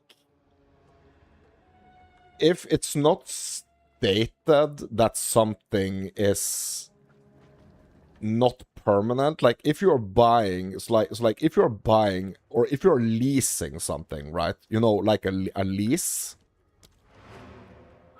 If you are leasing something, like it's specified in the agreement that you are actually just kind of renting it, you're kind of leasing it, right? But when it comes to digital products, it's different. Because a digital product is not a physical thing. Care to see what we can smith? Fine, perhaps. Watch the mosquitoes, eh? So let's take the example of like renting a car. Let's say that you're moving somewhere, right? And you don't own a car, so you rent a car. So you're paying a fixed price to rent that car to kind of like move your stuff from one location to the other. And when the rental period is over, like, you can't use the car anymore, right? So that's like a typical physical, like that's a good example, right, of like a physical rental situation, right? But if you buy so let's do another one. Like let's do the buying one, the buying part, right? So if you buy a car, like first of all, it's going to be a lot more expensive. And also, you know that car is not going to last forever. Or if you want that car to last forever, you're going to have to like replace a bunch of parts and you're going to have to like spend a lot of money on it. Like when parts break and stuff, right? So isn't that also kind of like a situation where you buy something, but it's not going to last forever?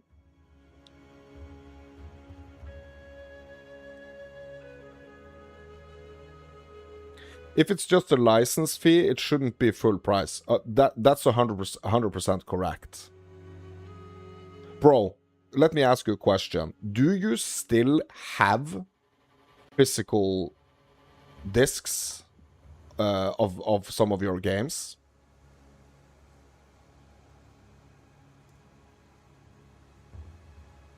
And let's also just make this clear. This is not an argument that we are having here. We are discussing a topic, okay? So this is not an argument. I do not want this to like turn into some type of argument because I understand why people want to have like physical copies of things. You do have some on older consoles, bro. So do I. Like I have them too. I have them too, but like I don't have them. I don't have them on. How can I put it? I don't have them up in a shelf. They are at the freaking bottom of one of my cupboard drawers or something, you know? And I'm probably never gonna look at them ever again. Like, or I am gonna look at them. I am gonna find them, and just like, oh, I didn't know this was here, and then it's probably gonna just like be pushed to the side, you know. And also another thing is like the wearing of those discs, right? So those discs, they don't last forever. Like if you play, like if you were playing that one disc, like imagine, so let's imagine if I was playing PoE 2 from a disc right now. Bro, I'm not gonna lie, like that disc would probably have been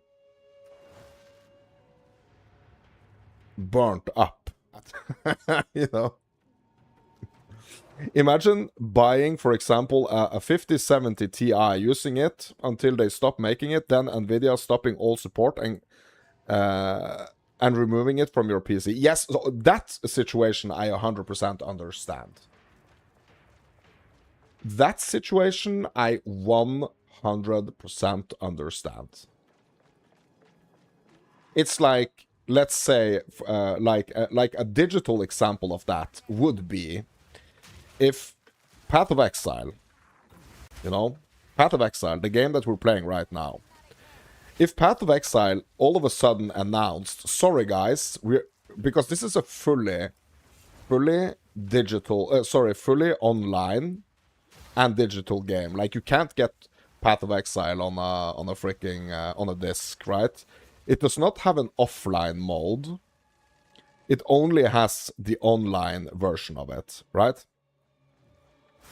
Imagine if Path of Exile said, sorry guys, like we are actually going bankrupt. We can't keep like supporting the game. We can't keep the servers up. So the servers are just going to be shut down. And like all the microtransactions and like the supporter packs and everything, like the digital, especially like the digital items that people have been, oh my god, have been buying in the game, they would just be like gone. That would have been an issue, right? That would have been like a real issue.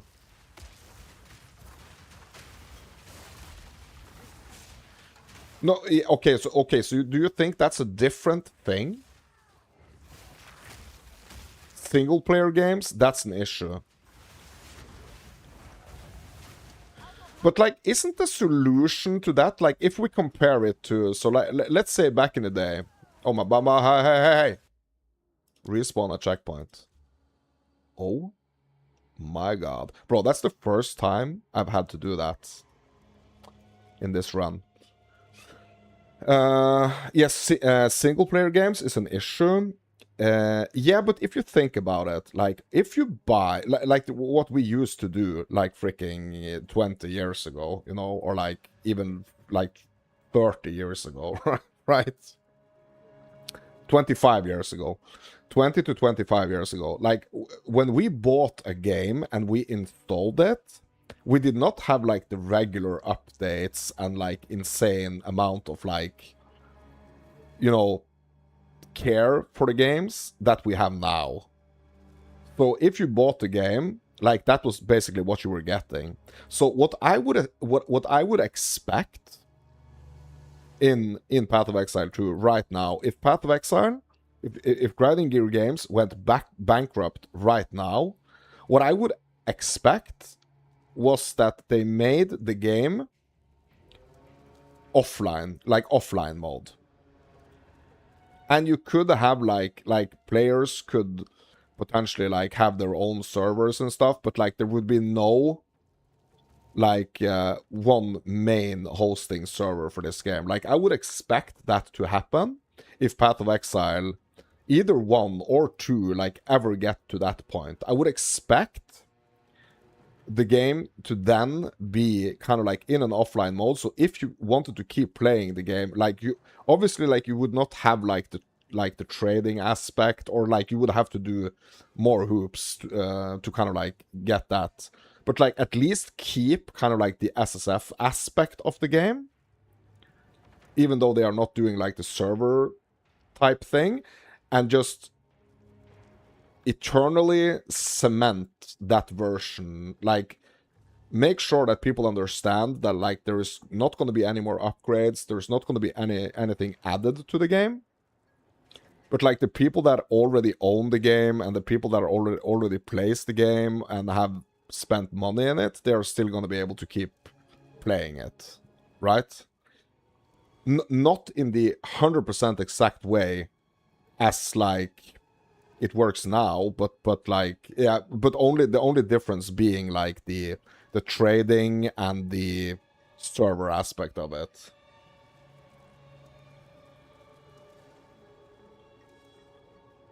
But the games came out fully finished back in the days. Yeah, that's true.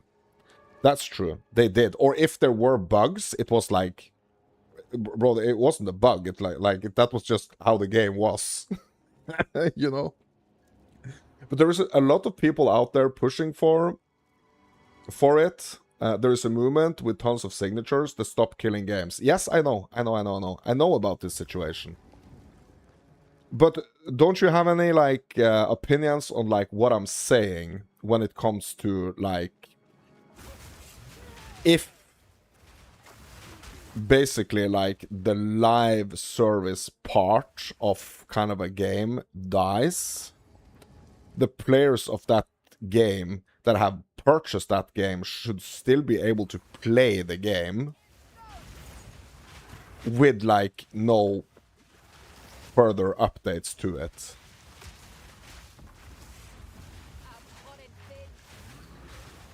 Like not just like totally removing it. Because like we can't guarantee.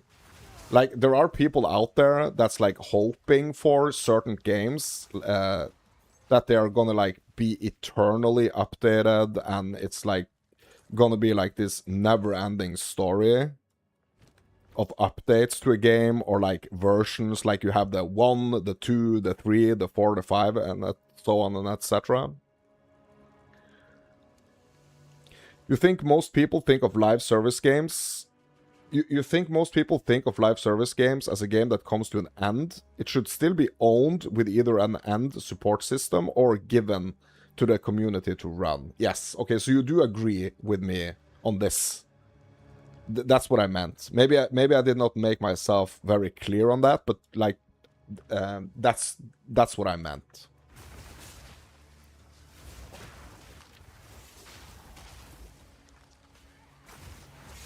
But isn't the thing that we are talking about like games that are just like wiped, like you aren't able to play them anymore? Like a great example of this would be like New World, right?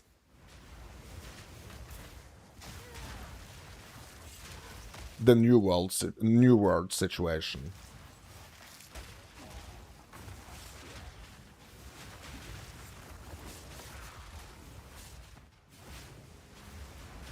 But it's interesting that the CFO of Sony was saying what he was saying when it comes to the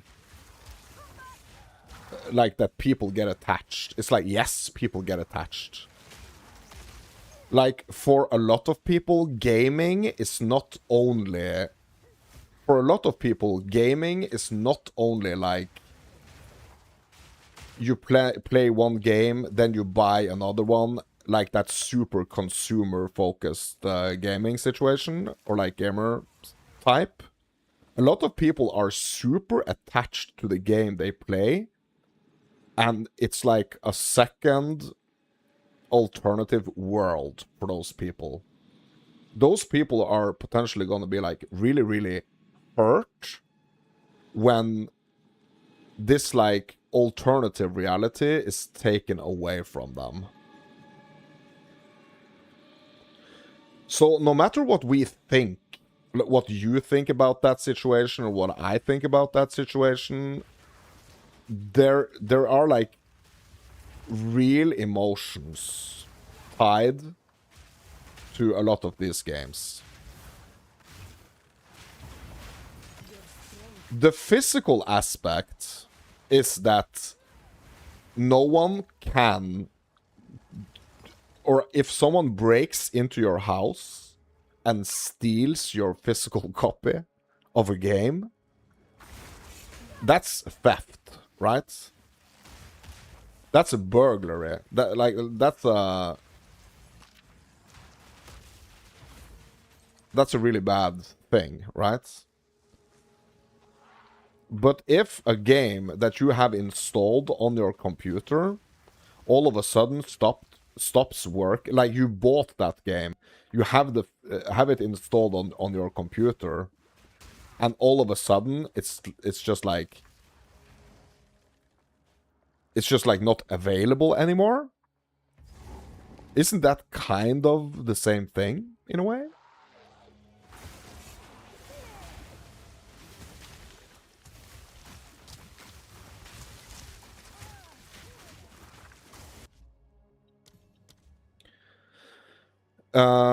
The Crew 2 one was another big one.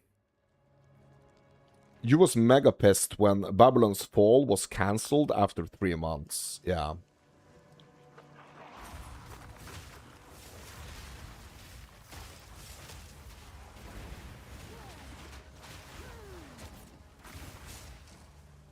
Yeah, because that's not what we are expecting, right? If you buy a game, especially like if you put like yeah, let's say like I don't know, like, you know, from like between 50 and 80 pounds, or like between 50 and $100 into like a game, like you are expecting to get a lot of game time out of that game, and you're also kind of expecting that if you want to go back to that game after like 10 years or freaking 20 years, you want to be able to go back to that game and play it if you want, right?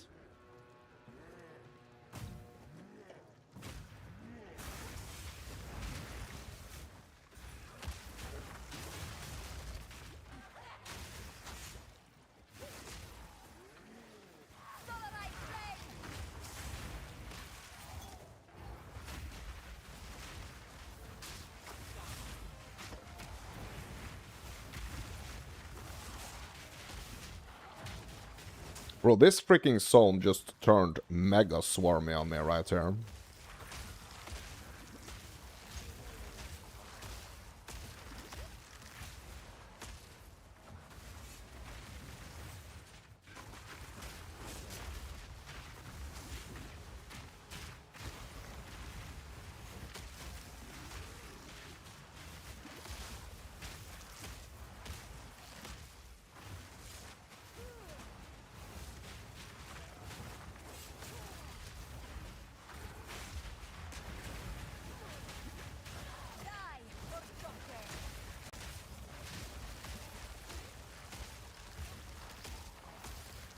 Nice.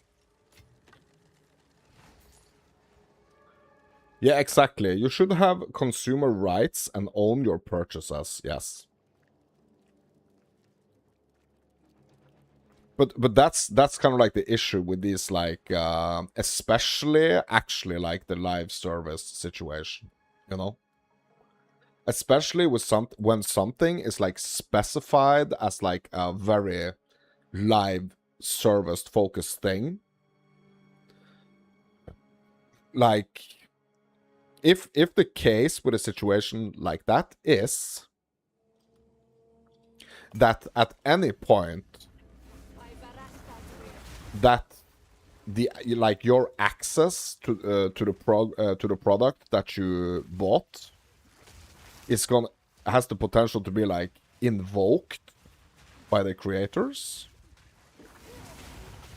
or like removed,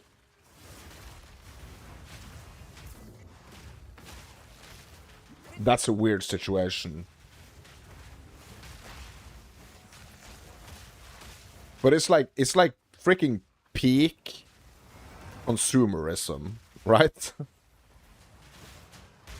Leasing things should be subscription based. I agree. 100%,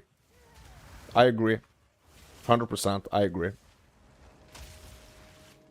It should be subscription based.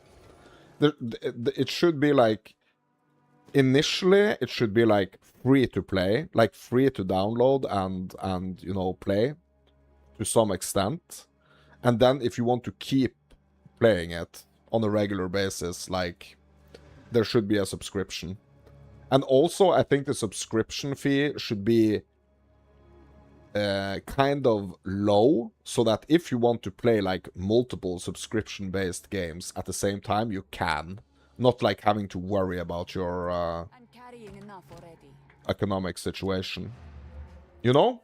Or, I mean, it's just like it. So, I mean, obviously for some people that have like a lot of money, you know, that it's not gonna matter. Like, these things are not gonna matter. Like the money aspect of it is not gonna matter.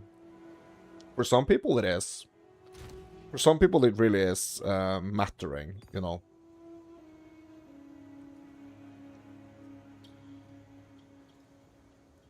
Just keeping an eye on these, or trying to pay attention to the essences I'm picking up here.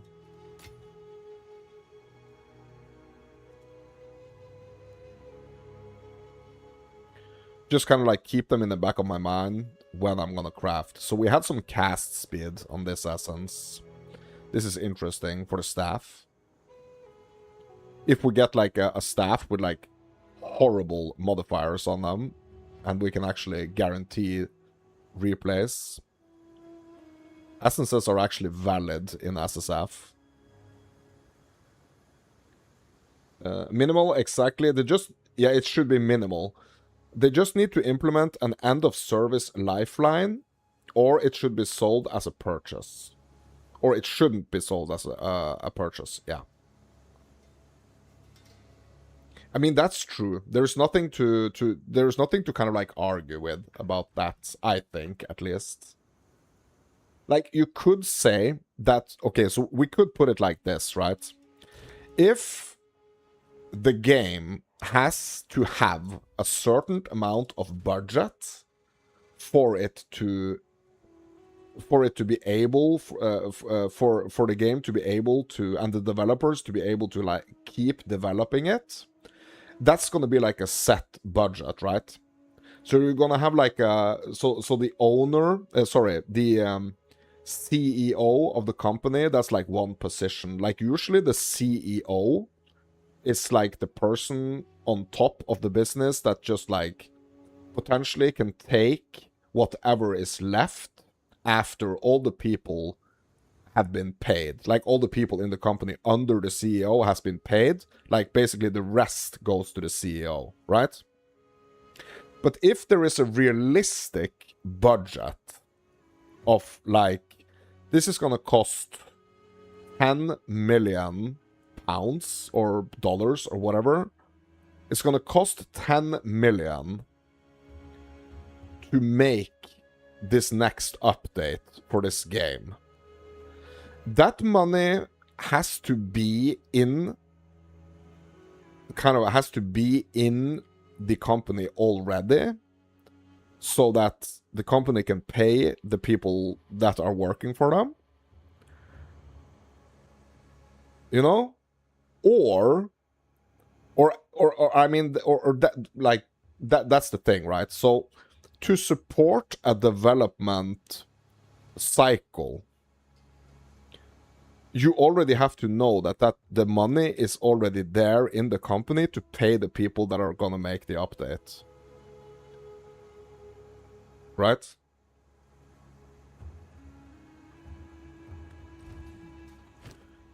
And if that requires, like, if the strategy of the game, or the strategy of, like, the, I guess, like, the owners of the game, or the publishers, or whatever, if the strategy is, we're only gonna make enough money so that the people working on it is getting paid, and we want to have a couple of not minions, a couple of millions in, like, profit, to either, like, develop another game, or, like, I don't know, invest in something to be able to, like, make the games that are already great and here, like, even better.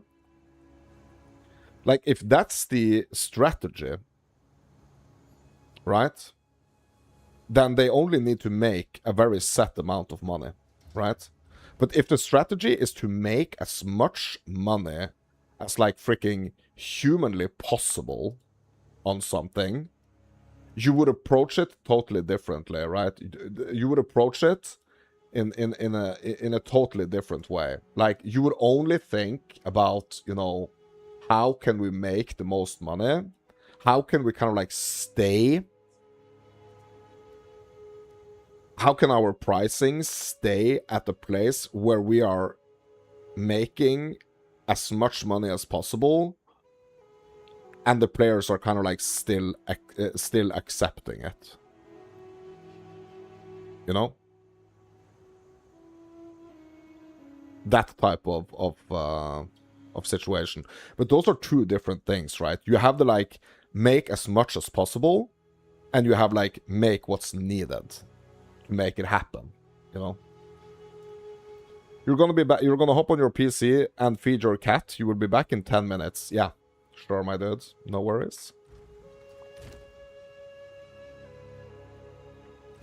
Okay, this is also a potential upgrade here. Let me put this in here. Okay, it's a level 28 actually. So maybe not really. Yeah, we're just gonna disenchant that one. Hey there.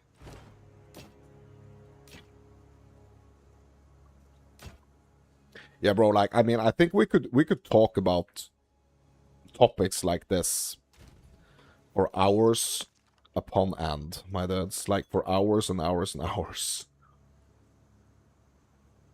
Because it's like gaming is turning into such a huge market, you know, that it's like freaking everyone wants a piece of it. And it's just gonna get, like, more and more advanced and, like, better and better. And the competition is, like, greater than it has ever been. And the situation right now is that, like, either you are a... like, either the game is, like, a super, super passion project where, like, people are willing to work on the game for, like... because they love the game, right? They, you know, people are willing to work on the game because they love it that much. So they are kind of accepting lower, you know, they are accepting lower pays, accepting lower conditions, because they really, really want to make it happen. They really, really want to be a part of that. And also they might look at it as, like, an investment as well. Because, like, if you have an agreement if you have a good agreement with the company that you're working for, right? The agreement should be a fair agreement, right? So if you are contributing, if you're contributing to, like, making the money, the company a lot of money, bro, you should also be making a lot of money, right? As an employee.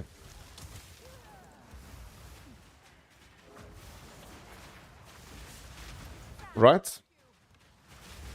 If your work is making the company 10 million, shouldn't you, as the worker, have like half of it?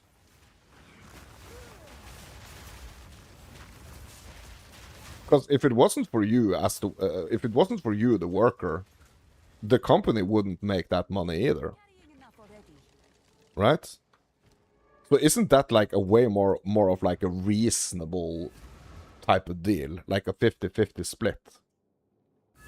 Bro, this was what we were doing as kids, right? Like if someone, like if we were if I were out hanging out with my friends and one of the dudes that I were hanging out with, or the dudettes, like we were hanging out with both dudes and dudettes. If we were 3 people hanging out, one of us got like some money from their parents to like buy some snacks or like a treat or some ice cream or whatever, like we would always share it. It would always be like this sharing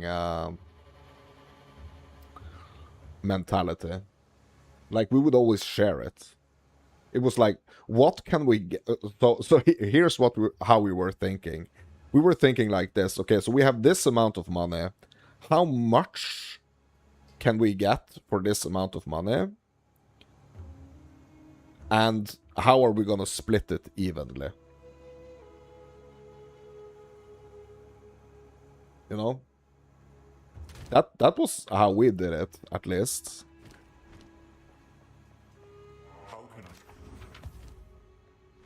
Okay, what are these? Okay, so it's okay. This is a rare. Never mind. Okay, let's have a look. Yeah. Okay, so if I were to just like disenchant, although this has sockets. Never mind. Okay. Yeah. So we're also we're gonna get artificer's shards from this. Is this a superior one? Okay, no, this isn't, but this is. So this one we won't get. We won't get any artificer shards from. We will only get the basically the whetstone, because it's a martial weapon, right? The bow is a martial weapon. It's considered a martial weapon. Same with the crossbow. So if I were to salvage this, I will only get 1 whetstone that I could sell for like 30 gold. So I would rather sell this bow 255 gold instead of getting that whetstone and effectively like losing 220 gold. I like it. This we're gonna get the artificers from. These 2 we are just gonna disenchant.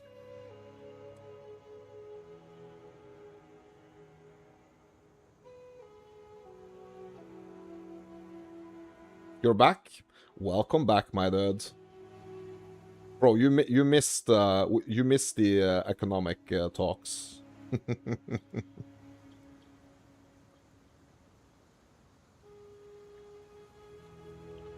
or like you didn't miss the entirety of it. The economic talk.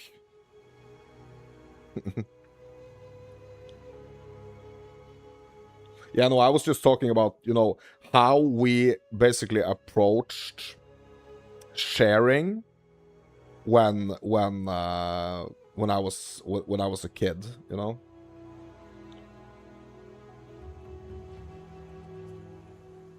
Because we were talking about like the difference of like a game. Yeah, the companies are different. Yeah.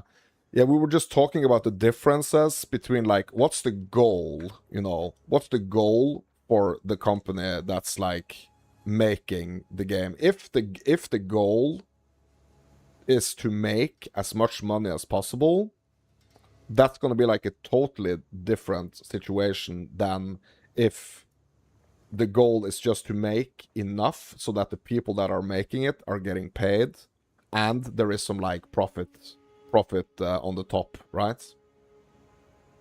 Yeah, a lot of developers are contracted for a limited time. Yeah, so you're just yeah, so that we were also talking about that.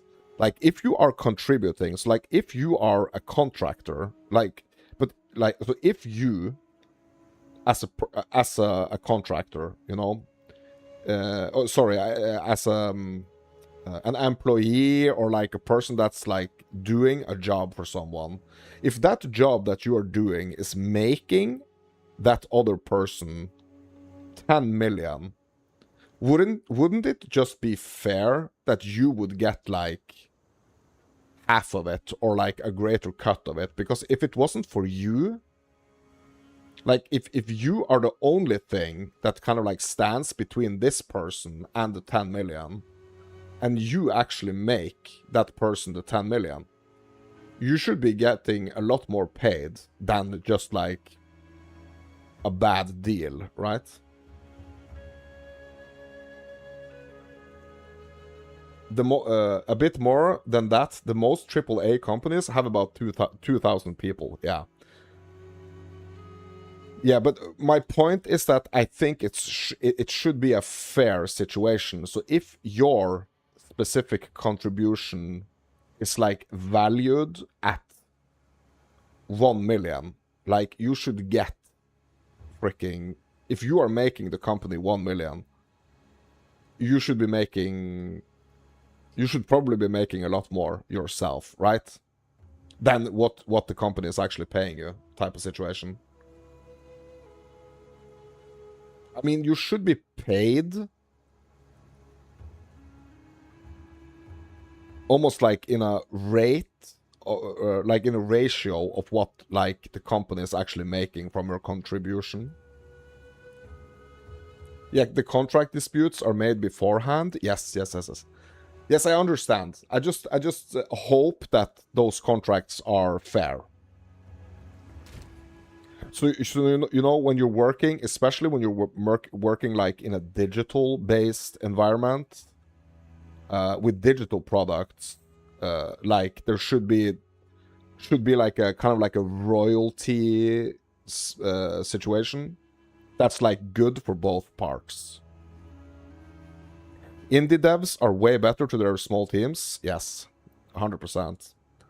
But like, if you think about, you know, how, for example, you know, how YouTube and Twitch, for example, are doing it with like the monetization and how things are kind of split up there, like especially on Twitch. Like, I'm not 100% sure exactly how this works on YouTube, but like on Twitch, it's like the deeper you get kind of like into the company, basically, or like into your status towards the company, like the greater a cut you're gonna get of the revenue that you make on like advertising and stuff like that, right?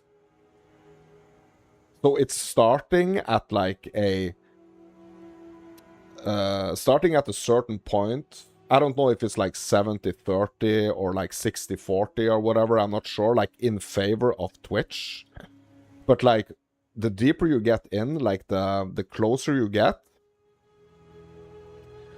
the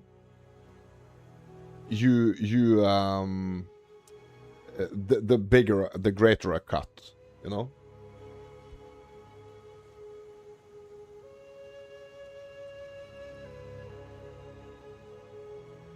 So that's kind of like one way to approach it, you know? That's one way to approach it. So it's like same thing with YouTube, right? It's like YouTube is providing the platform, but you as a creator are providing the, or sorry, Twitch. I mean Twitch. So the way Twitch is kind of thinking about this is like, we have the platform, you have the content. If we did not have the platform, or we did not have the content, we wouldn't have anything. But if we join our forces, like we are joining our forces and we are doing a split, because we have the platform, you have the content, you know? I think that's the mentality of Twitch, at least. YouTube is better. They don't take anything? What, really? Bro, how is that even possible? So how are YouTube making money at all? Like, if that's the case, I don't think that's the case.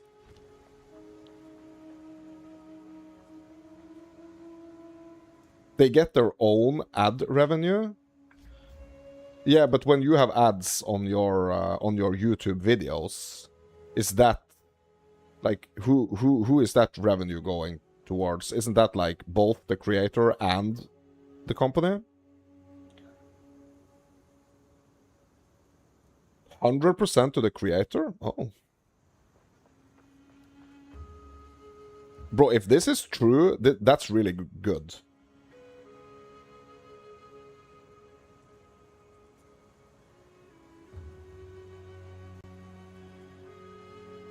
Like, is this something that you have, like, first-hand experience with?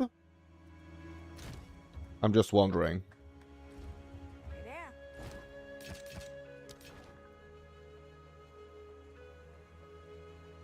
Of course, you're a YouTube partner, yeah. But is that part of being a partner? Like, is that something that you are gonna unlock? So, like, at what time do you actually unlock this?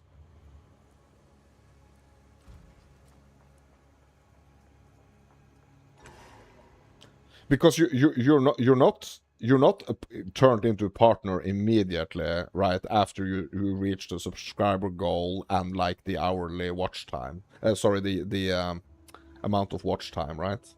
When you're monetized. Okay, so when you get monetized, you're instantly a partner. Is that what you're saying?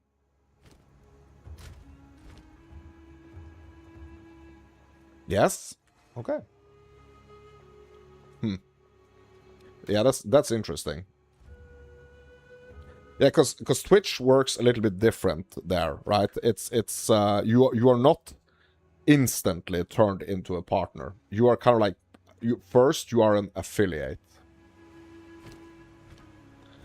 and then you kind of like have to work your way towards partner status.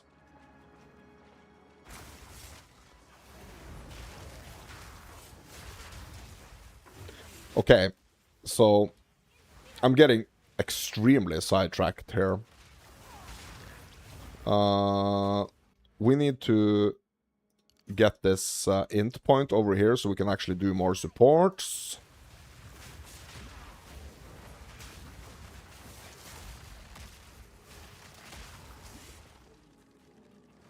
You get access to YouTube support, memberships, etc. Yeah.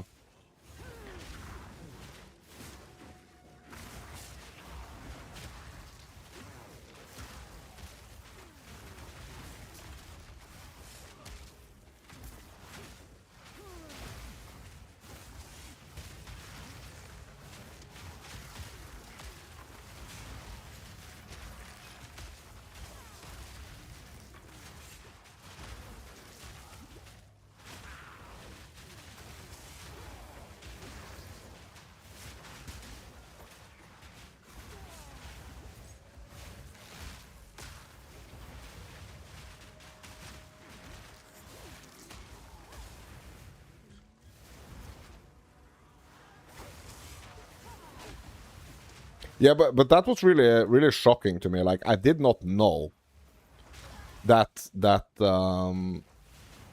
like the ads and stuff that you have on your the ads and stuff, and also like the subscriptions and like the gifts, like the super chats and the gifts and stuff on YouTube. I did not know that everything went like 100% to the creator. Like, I was pretty sure that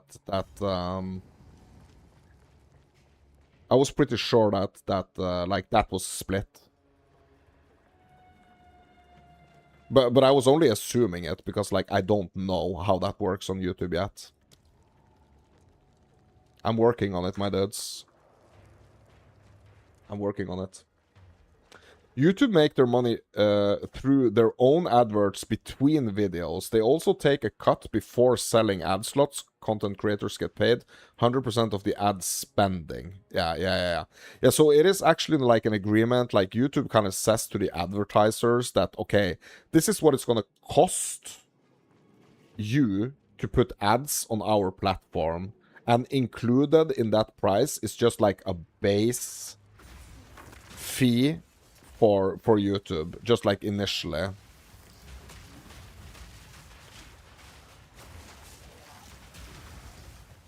But like, let's say that there you have like a 1 hour long video, and during that video, like there are, let's say, 10 ad breaks, right? Does that mean that like half of those ad breaks are gonna be like YouTube ad breaks, and like half the break is gonna be like creator ad breaks? Or like, do you know how that works? It's the hosting fee and content creator fee. Yes. Yeah, exactly. But do you know how that works? Like, if you have like 10 ads, on your video, all the adverts are yours. Oh, okay, I see. Okay, I understand. Yeah, that's very interesting. That's very interesting. And you can also place advert slots wherever you want. Yeah, and you can also choose not to place them. Right? Or are you kind of like forced to have them?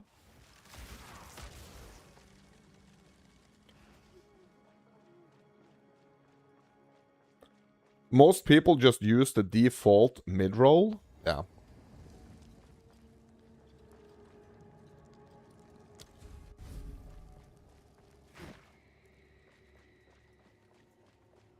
Which is one at the beginning and one halfway through. Yeah. And also you can turn off monetization for your videos. Yeah.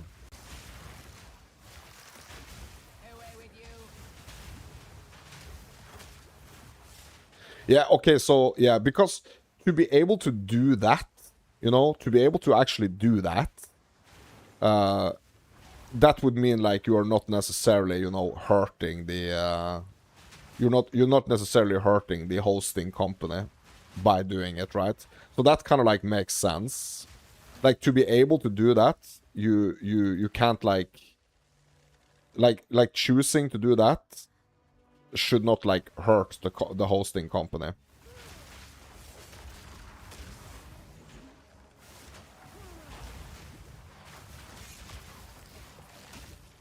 Yeah, so they've already been paid, and they will host the adverts elsewhere. Yeah. I mean, it's interesting. It's just super interesting, like, learning how these things, understanding and learning how these things works. I think it's super interesting.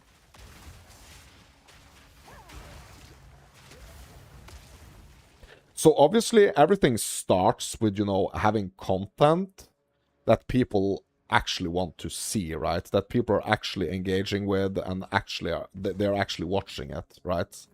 Like, that's step one, because if you don't have anyone watching, you don't have anyone engaging in your content, like, you're kind of like still at a very early step in the process. But like, as soon as you get a lot of people watching, it's good to have an understanding of, how these things work, right?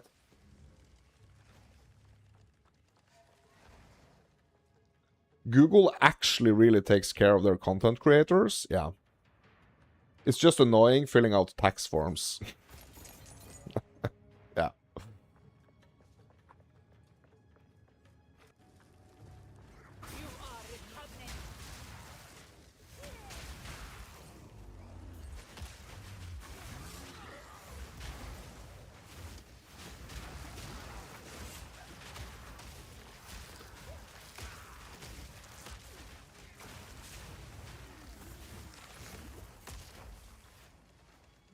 So you do have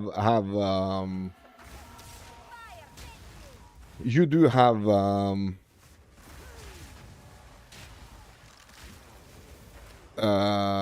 advertising on your videos. Like, I haven't seen a lot of your videos, but like, you do have advertising on your videos, right? Like the default mid-roll situation, I guess.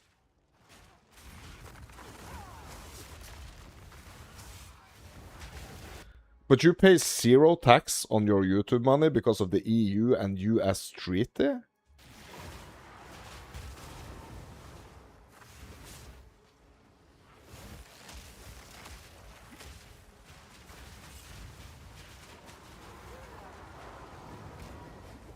Oh.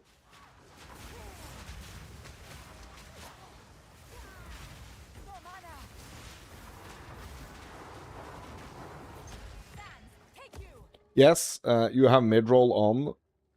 You have mid-roll on videos and turn off monetizations on streams. Okay. But like stream when you are live on the stream, right? That's what you mean, right? But like when the stream is uploaded as a VOD, like it's gonna be treated as a video, right?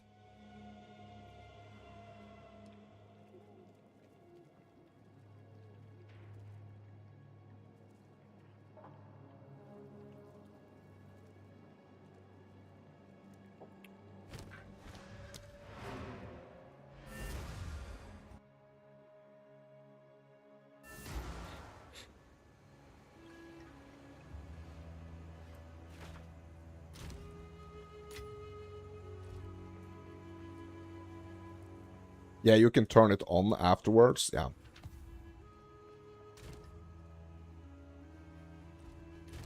Yes, interesting. It's nice to learn, my dudes. Learning new stuff is nice. Okay, we don't have any rares here. Oh, snap, those were the black stones. Yeah, that was a bit stupid. Same thing with this one, right? It's gonna be black. It's gonna be whetstones.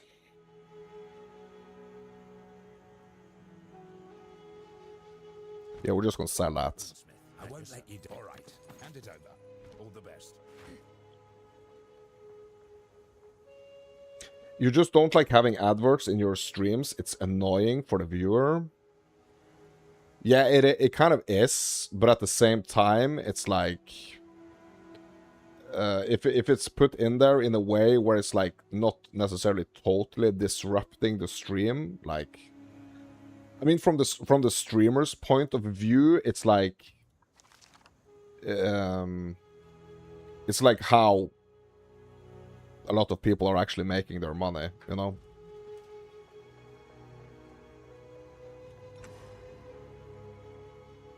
At least in like the Twitch model, that's kind of like the entire thing. Like if you don't want those ads, subscribe. You know?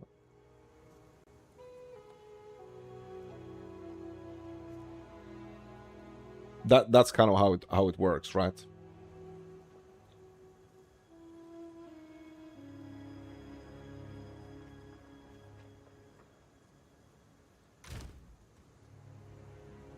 But do you have any experience with like the super chat situation and like the new gifting system and stuff that they are doing on YouTube now?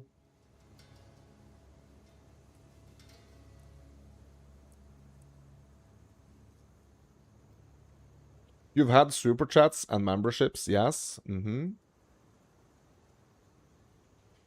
Yeah, because they have introduced this new thing right now, which is like, so on Twitch we have the bits, right? You can gift bits and stuff. But on YouTube, it's like these. It's almost a little bit similar to like the gifting on TikTok. Like when you go live on TikTok, like people can gift these like different small little icons that are gonna do some like cool things on the screen. YouTube have started like doing some like similar stuff. Like you can get like a little watermelon or like a little banana or you know stuff like that. I'm gonna take a super quick break, my dudes. I'm just gonna go and get myself some water, and I'm gonna try to get some more air into this room. Yes, super chats have been around for like 8 years. Yes, I know about the super chatting. I know about the subscription and stuff like that. But I think they have just added some like new type of gifting feature, which is these little icons and stuff that you can get.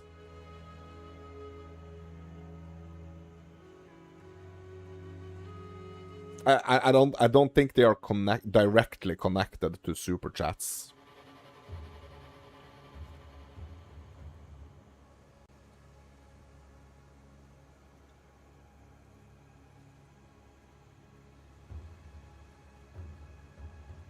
I think it's like its own thing. Yeah. Yeah, bro. I've just seen other people like reacting to it and not like understanding what those things actually are. You know? Super quick break, my dudes. Just a super quick. I'm just gonna run to the bathroom, and I'm just gonna fill up my flask of water. Be right back, my dudes. Super quick break.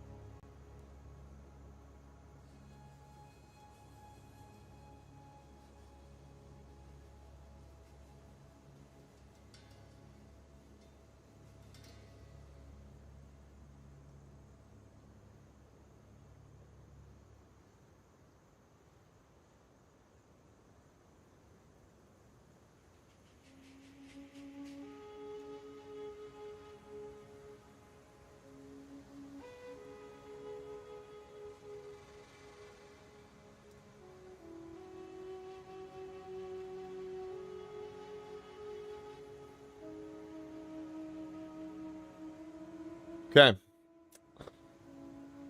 I'm back. Alright, so I'm back, guys. I'm back, my dudes. Okay, so yeah, we kind of like been farming a little bit on the like just the drowned zone, the drowned city.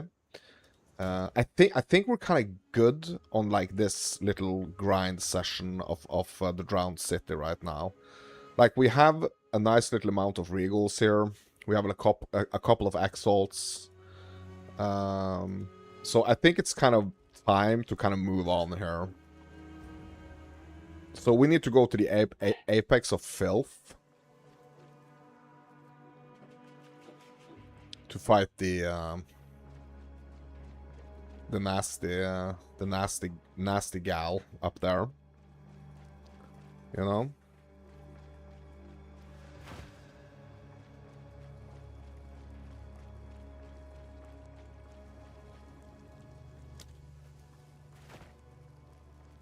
Yeah, but I think it's so cool that you know, the streaming services are like adding like a bunch of cool stuff for people to, for the viewers to engage and God's grace, What is that smell? stuff, you know, that also makes the interaction between like the streamer and the viewers be more like interactive and fun, you know.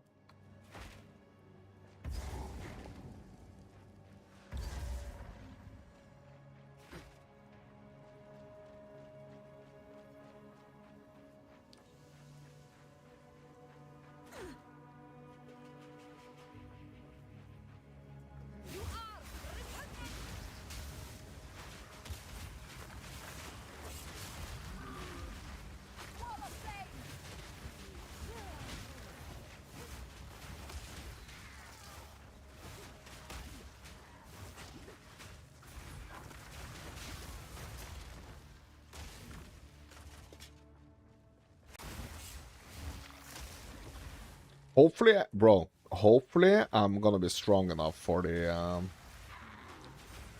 boss here, the Queen of Filth.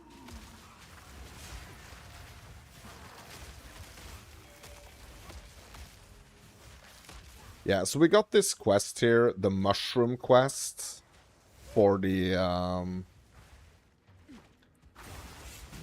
I guess like the Mana Flask, but like, isn't it also another thing connected to this? Like, some like ring or amulet or something like that, that's connected to the mushrooms.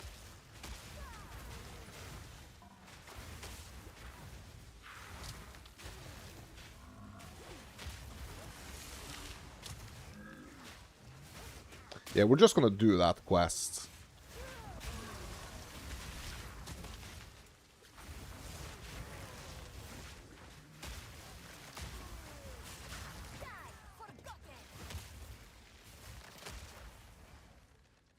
For sure, yeah.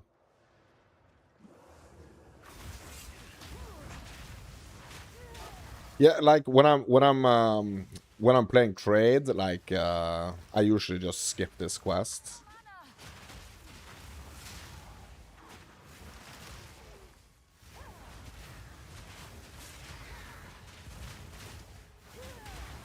And I think the reason why I why I have actually been skipping it, the reason is like it's because I think it's like the rewards haven't necessarily been good enough.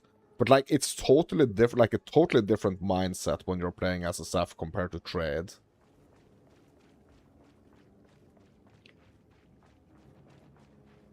Okay, so I'm just gonna grab this checkpoint as well. And we're gonna go down to this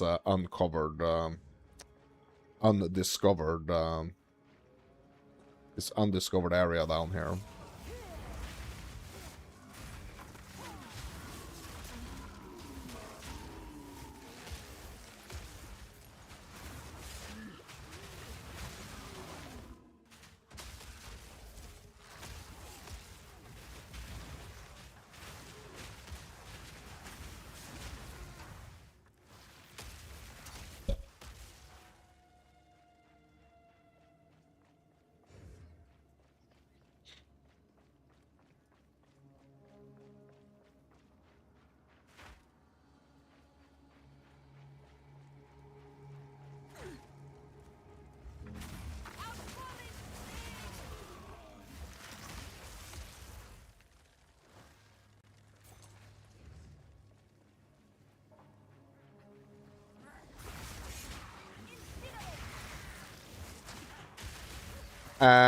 So what I'm thinking, what I'm gonna be doing, after we do the Queen of Filth, I really want to make like a proper checkup on my gear and what we can potentially upgrade.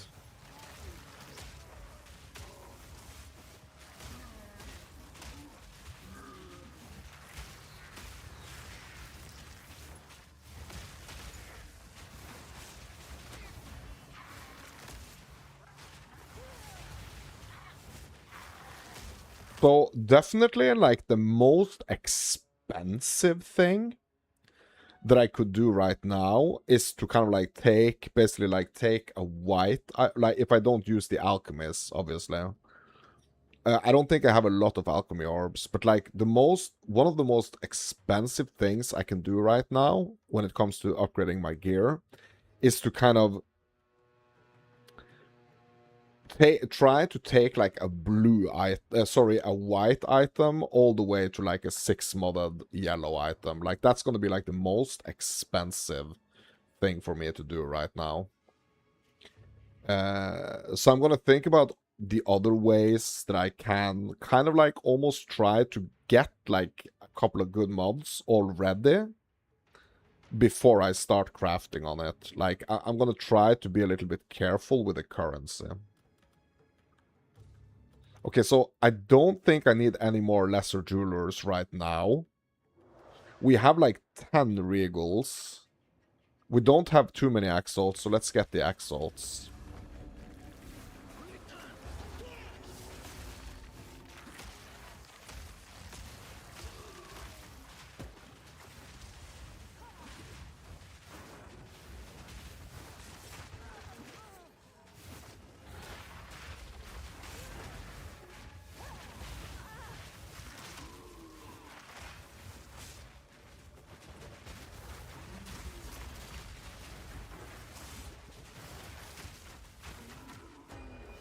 There we go. 2 exalts, 6 verisium, plus 24. Okay, so that's 30 verisium. That's nice.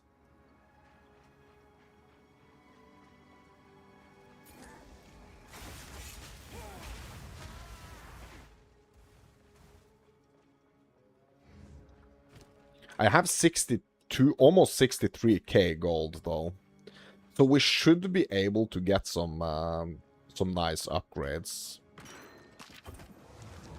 I'm carrying enough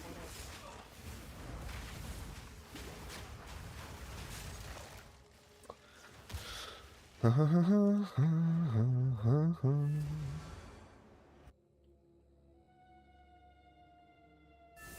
So I think the way I'm gonna approach it is that I'm just gonna take a look and see what the kind of like the lowest, or like basically like my worst, almost like my worst item, and I'm gonna try to upgrade upgrade that one. Okay, how much verisium do I have now? 420. Okay. And we only got this one expensive alloy.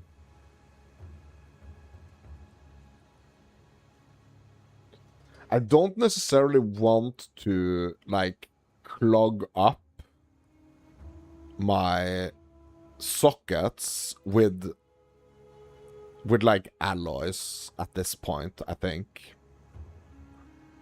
I think I want to try to kind of stick with just like normal runes. How can I advise? What do you need?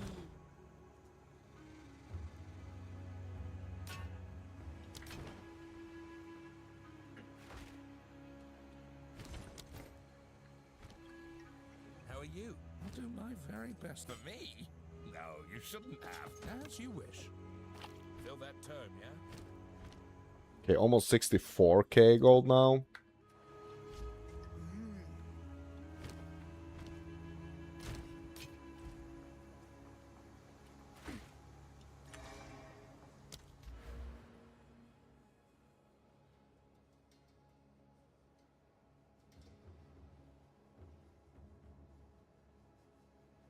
Let's get this cremation node now. 18% fire res damage pen. And also elemental damage is extra fire damage. Okay, nice.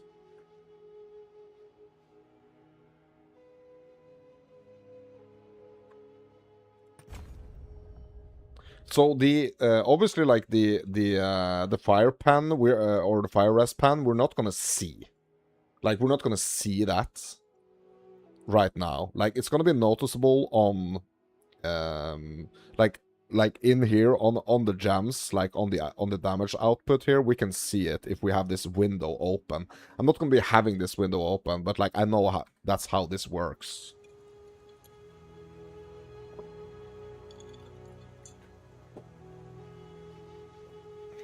Okay.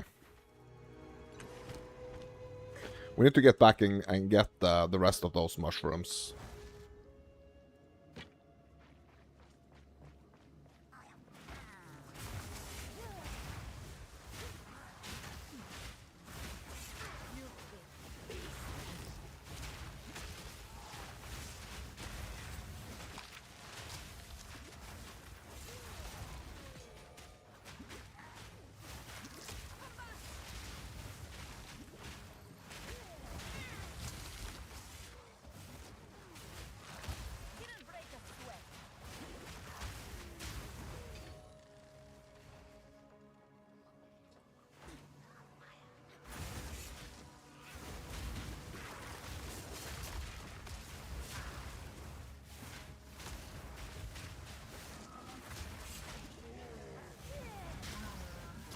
Oh. Careful here.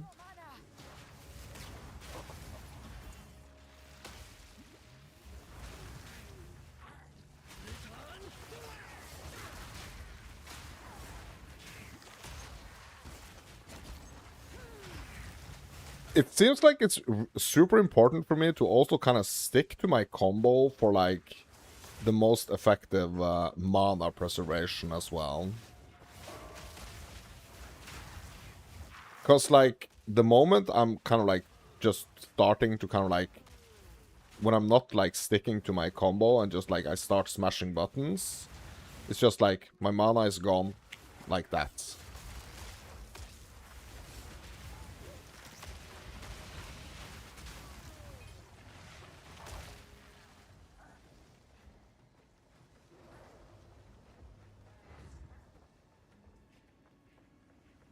If I can get some like really, really great mana regen, bro, that would be so cool.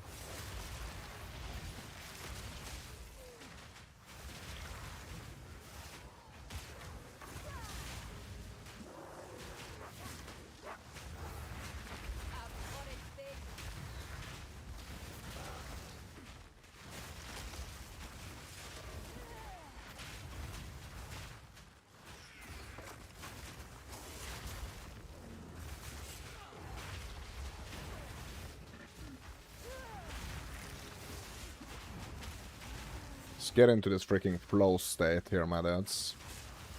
Get into the flow state of finding the mushrooms.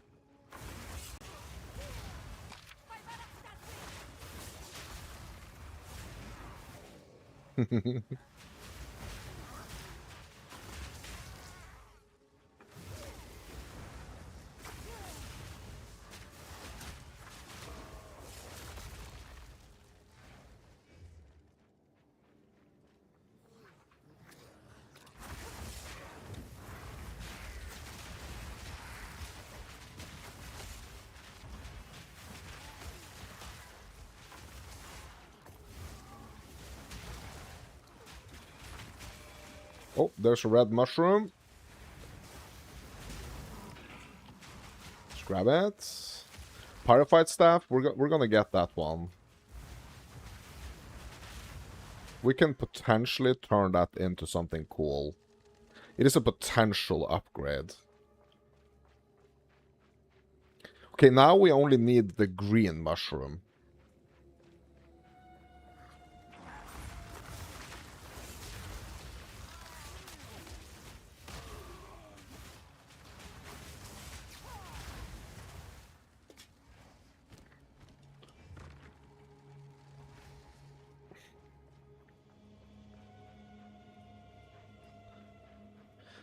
There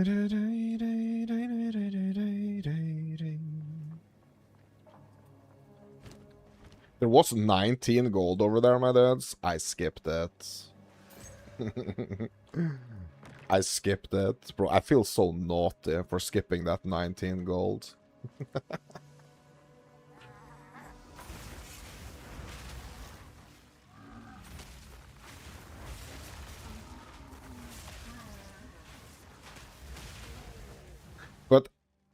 it actually is kind of a good sign in a way that like it's not super important for me to not pick up that 19 gold, because it actually means that, you know, we are actually making some gold, you know.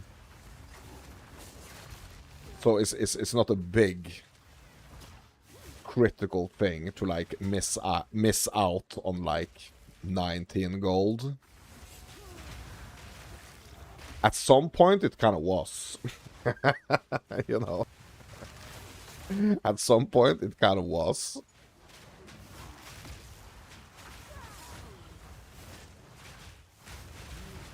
Oop.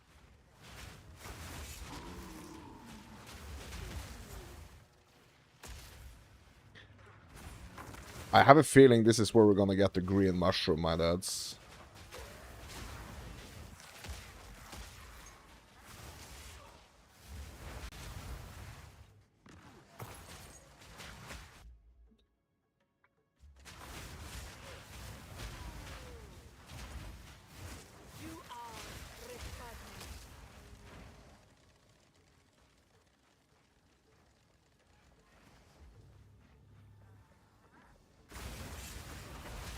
Yep, there it is.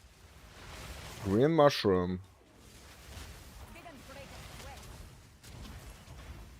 Let's grab this amulet. Bro, it's an intelligence amulet. It's the lapis one.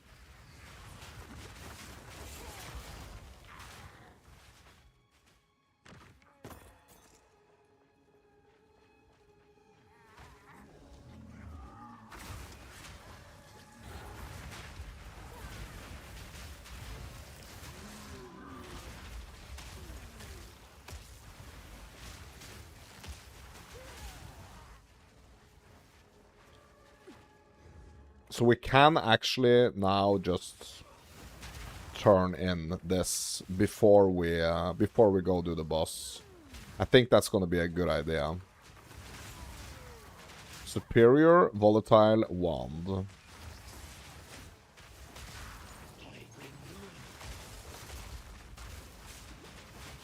Woo. Look at me dancing around here.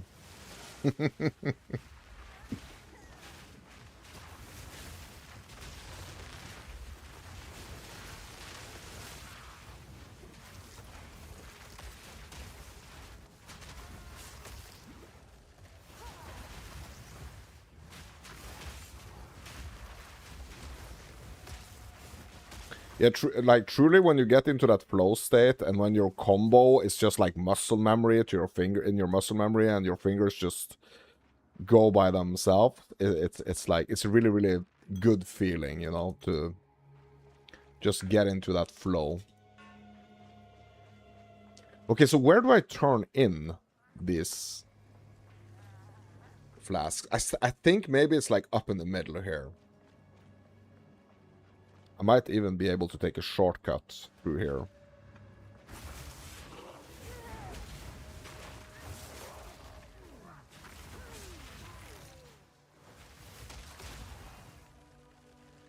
$119 gold. Okay, so 119 gold, that's a little bit different than just 19.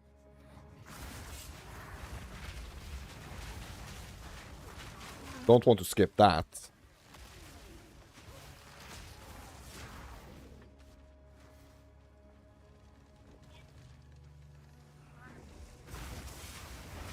Actually, I think maybe it's up here. Maybe I actually passed it.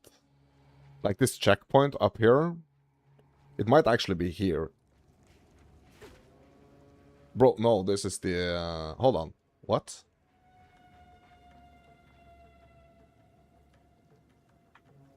Bro, where is the turn in...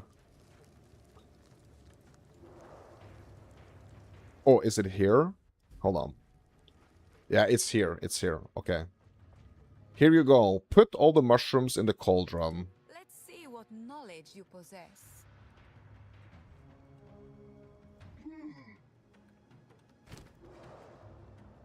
Bro, I still have a blue mushroom?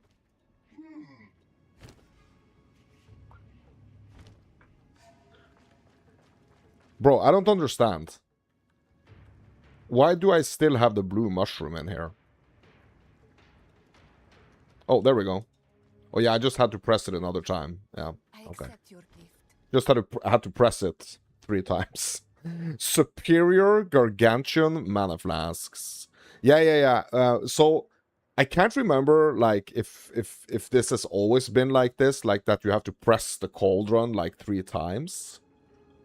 But yeah. You have to press it 3 times, like 1 for each colored mushroom. We're good, my dudes. We are good.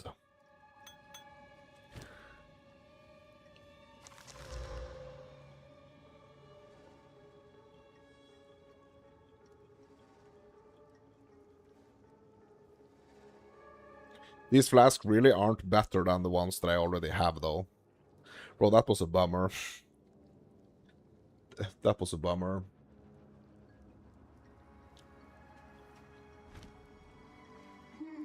But is she selling something good here? 62 max life, that's not bad. But Dex, not really. That 62 max life is good, though. And the rarity is good.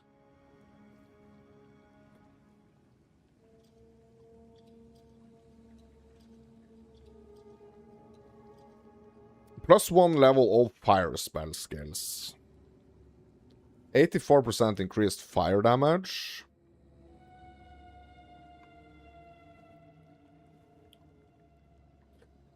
So, the plus to all spell skills, my dudes. The plus to all spell skills. That's better than the plus to all fire skills, right? Just like in general.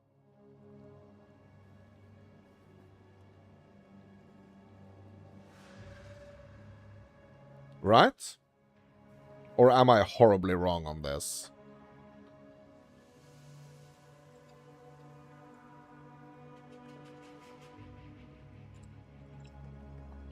Maybe I need to check.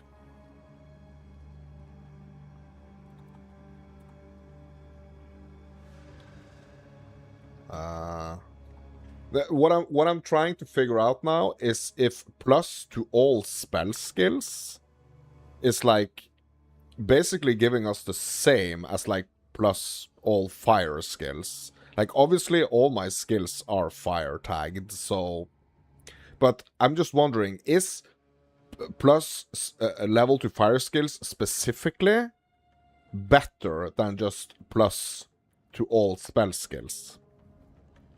It's the same? Yeah. Yeah. Yeah, I was pretty sure that was the case, actually.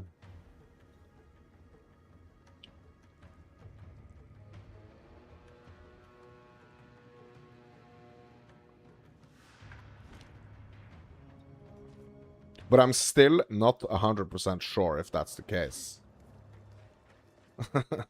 I mean, it's just plus a level, right? So as long as the skill is tagged with a spell, you know, it's don't like what it's actually doing is that it's bumping up the level, right? It's not doing anything else than just like bumping up either all the spells or just the fire spells, right?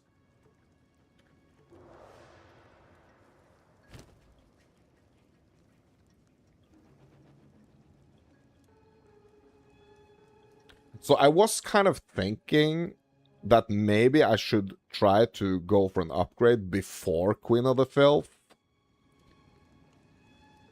Or if I should just, like, wait and go for the upgrades after.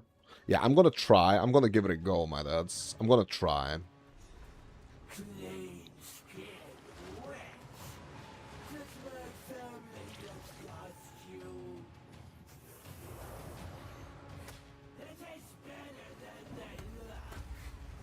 Bro, I just dodged straight into her fart pool, my dudes. Oh my god, bro. Yeah, she's doing some serious damage. Like, I know that she is, but yeah.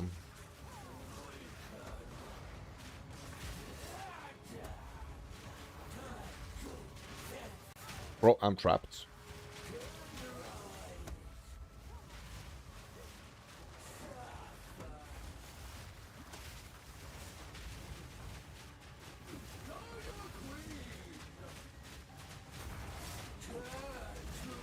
Bro, when she, bro, it's so annoying when she comes like barreling in like that, and I get stuck in like one of those stones or whatever that's on the ground here. That's so annoying.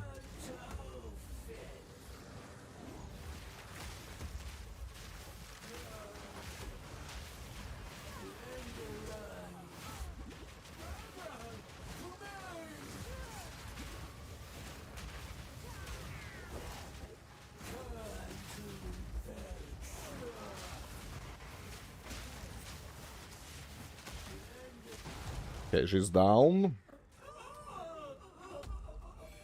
She is down. Be able to, well, at least it was worth it, I suppose. I should take this back to the ziggurat.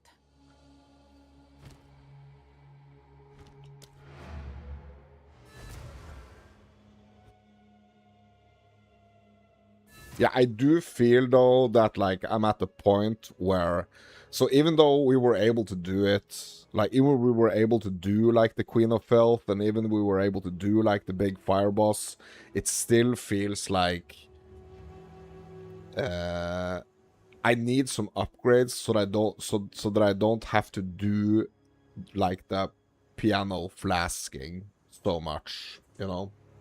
So that I don't have to like constantly hit my my flasks.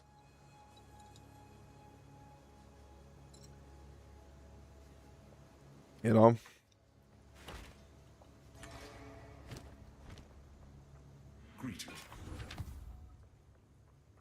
But you were in the middle of a boss fight. Like, what are you playing? Are you playing Beast of Reincarnation, or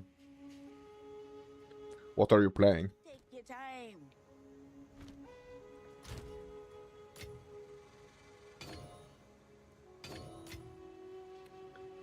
RuneScape private server. Yeah.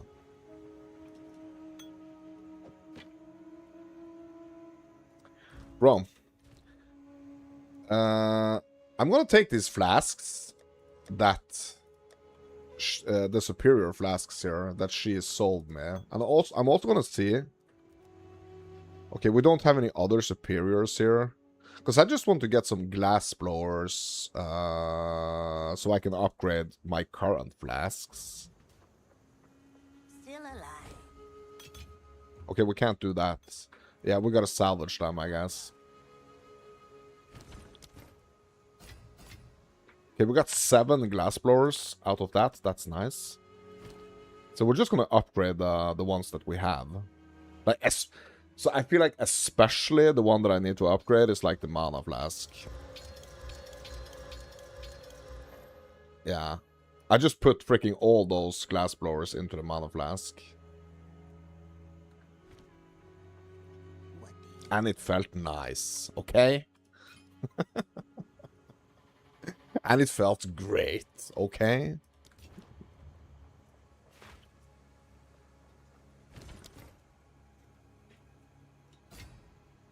We're gonna get the Etcher here. Oh, bro, I actually had a another helmet here for disenchanting. Rest is monies. I like it.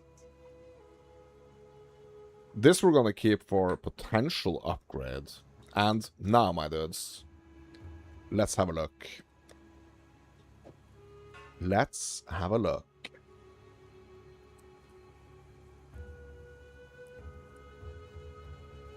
Like, these two are pretty nice. They have a pretty nice potential. Like, this could be good as well. Bro, hold on. Bro, this has spell damage, max mana, increased crit chance, and also the cast speed. Like, if we could get freaking +3 on this, +3 ult spells, and some increased spell damage, that would be an upgrade, I'm pretty sure. But we're gonna have to get quite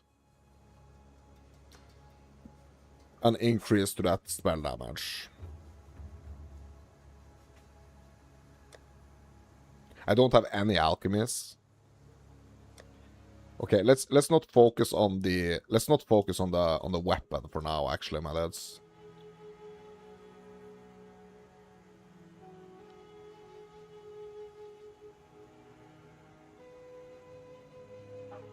Okay, this one has increased max energy shield.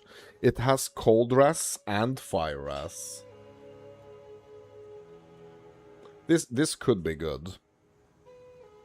This could be a nice upgrade here.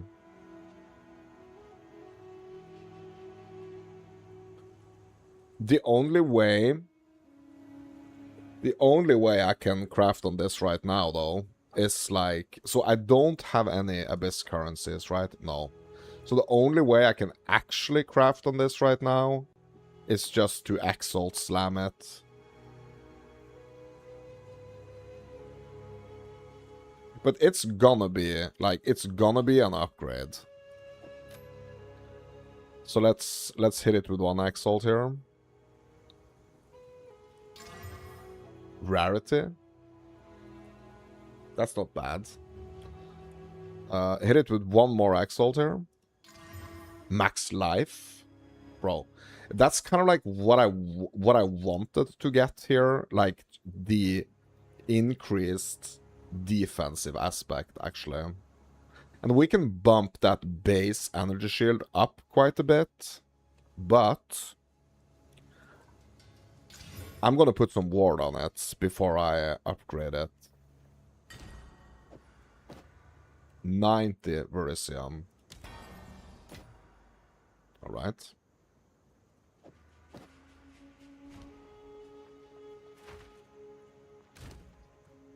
Then, we're actually going to use some armor scraps, my dudes. You know why? Because we have them. because on this craft, we actually have them. That's why we're doing it.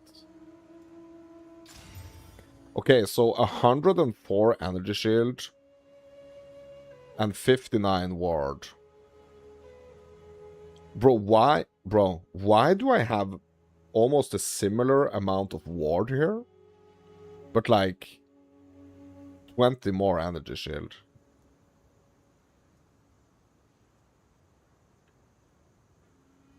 Shouldn't I have like a more closer like ward compared to energy shield? Okay, that's a bit weird. Well, I have 240 ward though, so yeah. Now we're gonna have 241. Okay, so what do I have in this? Lightning Ras? Okay.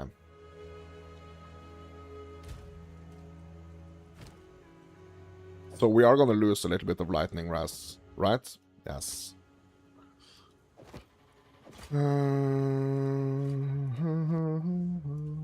Nice chunk of extra life there. That's really nice. And also that bump of the energy shield is nice. Little extra energy shield.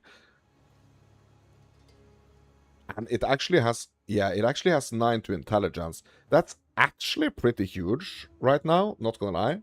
And the reason why it's pretty huge is because now we can actually equip even more of the support gems.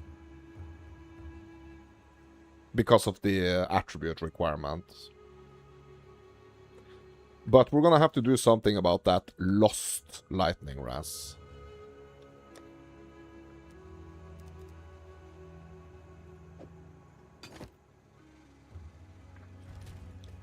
Okay, that's better.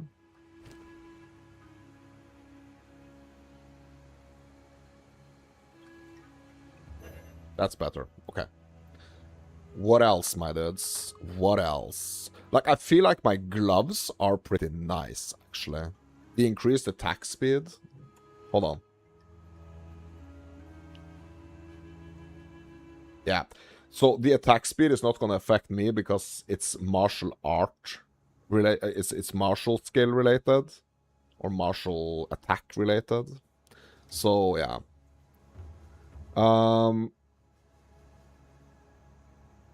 They also have 2 sockets, the gloves.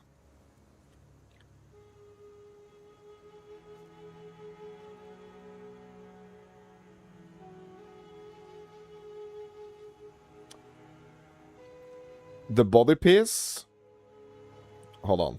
We have some potential upgrade pieces here, right?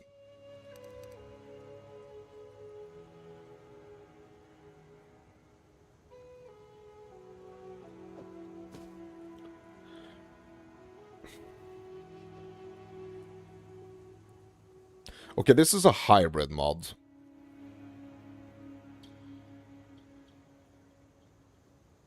The max energy shield and increase energy shield here. This is a hybrid mod. Okay, so let's hit it with an augment. Lightning Ras. Okay, so that's taken care of. Regal. Life regen. Yeah, so really, to kind of like make this better now, we are kind of dependent on the fact that we are getting that we are actually gonna get some even higher increase to that base energy shield.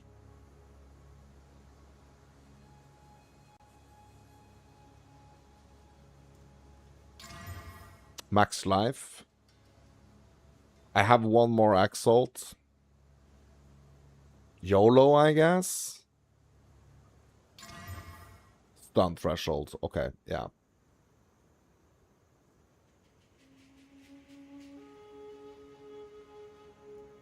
Yeah, so, my dudes, it seems like the only freaking upgrade that we are getting here is the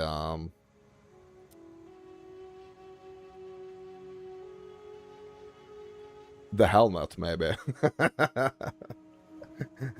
It seems like that's the only freaking thing. Like, we could hit it. Like, I could hit it with a couple of divines to try to see if we can get this hybrid mod rolled a little bit better.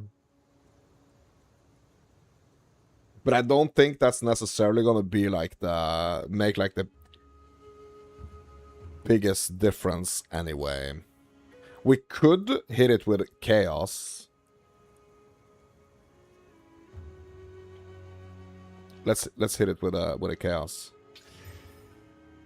Okay, so now we got both fire ras and lightning ras. What I wanted to hit was the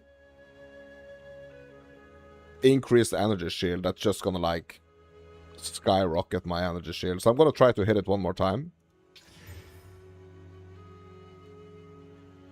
Okay, so we got some intelligence. So it's not this is not a completed craft at all. Like, we could hit it with some abyss crafting at like a later point, but yeah. But that did not turn out as I wanted it to be honest.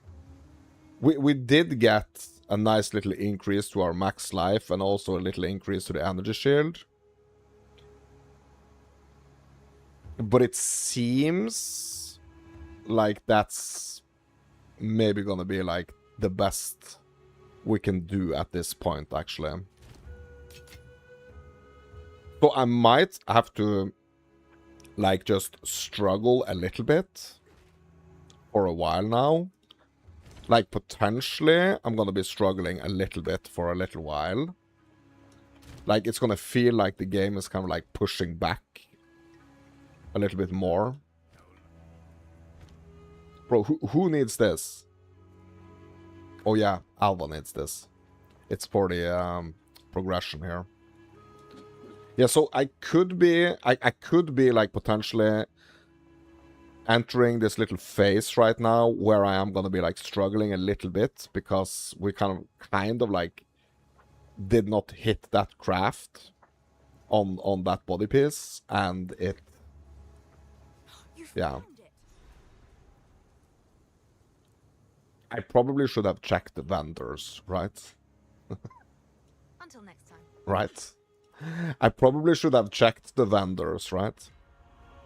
Not only the gambler. No, sorry, not only my upgraded gear.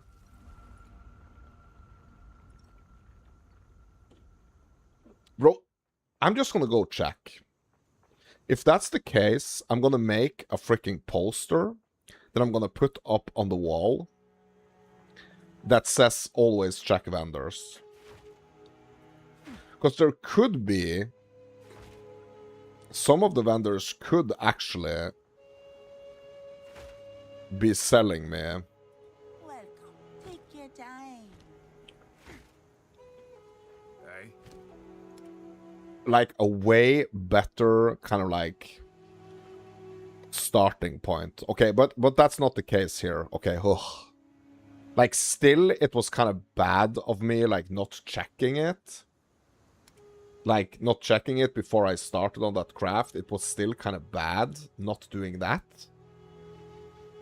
And another thing that was also kind of bad was that I did not try to just like use super low currency on these white ones. I could have uncovered. So let's just try to do that just for fun now. If we hit this with a transmute, yeah, that's 27% increased energy shield, and it's not that hybrid. It's not that hybrid mod. So we still have a chance to actually hit the hybrid one with increased energy shield as well. So let's augment. Okay, we did not do that, so yeah. But at this point, this is probably something that I would have tried to take another step further. So let's hit it with a regal. Reduced ignite duration on you. Okay, so at this point, I would probably have stopped on this one for now. Let's see what we can get on these, though. Hit them both with a transmute. Max energy shield. And that's that hybrid stat again. Max, it's plus to max and also percentage increased. It's still like that hybrid mod is not super good, but like combined with the just like the this one, which is like just straight up quite a lot of like max energy shield paired up with that. So if I can hit either like the single increase mod here, or if I can hit like the hybrid mod here on the augments on this one, and the, any of the single mods on this one, that would be great. Reduced ignite again. Come on, bro. Cold dress. Okay, yeah. Yeah, so actually, like, I could... So we could try to take this further, a little bit further. Especially this better one. Like, let's do a regal on it. Max life, yeah. So I'm just going to keep them here as potential upgrades, because none of these items are, like, fully crafted yet. But I don't have anything else to put in them right now.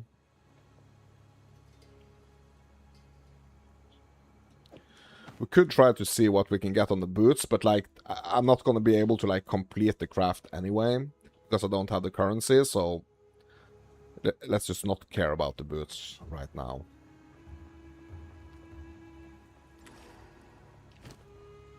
Bro, the amulets. I forgot about the amulets. Let's see what we can get on this. Okay, so we have that 13 intelligence, which is a nice implicit. That's a nice implicit, actually. Cold dress. Okay, let's hit it with an aug. Max life. Wriggle. Lightning res. Okay. So I'm going to put that in here.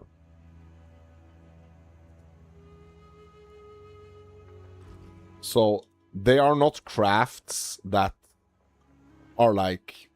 that. So none of those crafts like made me... be able to kind of like, or there was no reason for me to kind of like equip any of those other items. So actually we did not, it was okay. Like we could have gambled. We could have gambled for some pieces as well, but yeah.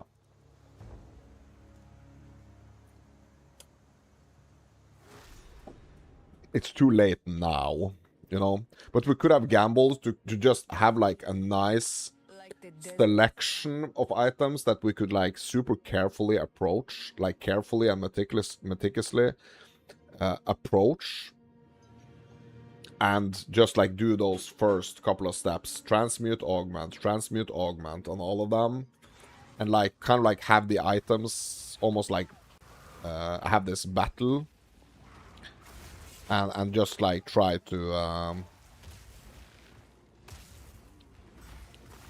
get some nicer outcomes. Also, we have the reforging bench unlocked, actually. We have some really, really nice fire resistance. So I don't think this zone is gonna be, this zone or this boss is gonna be particularly hard, actually. Because our fire res is serious.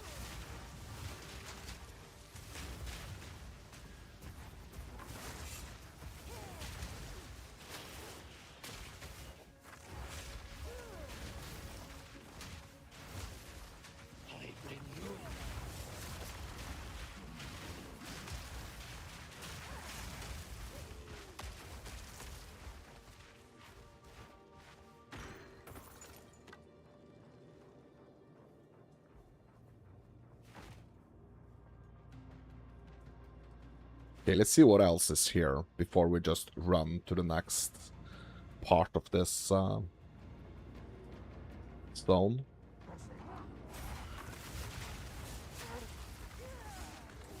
Before we run up the stairs in the temple, I should say.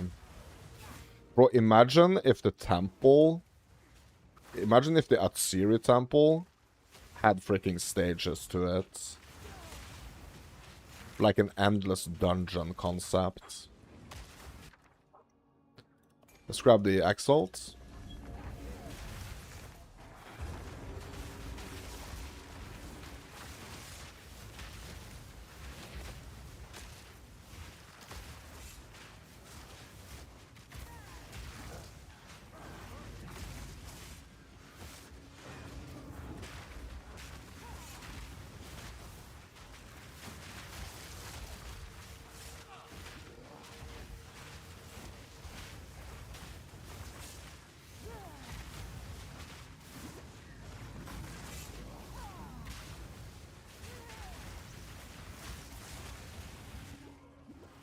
So I think it's quite obvious at this point that, like, our armor could have been better.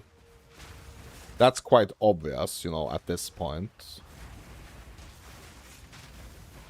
But we do know why it's not better, and that's just because we can't freaking craft anything better right now.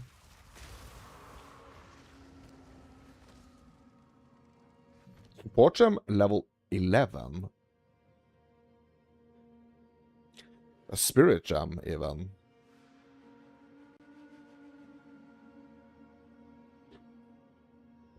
Bro, I'm gonna go for the siphon here. Because it's gonna give us 2% more of like, gathering the infusions further away.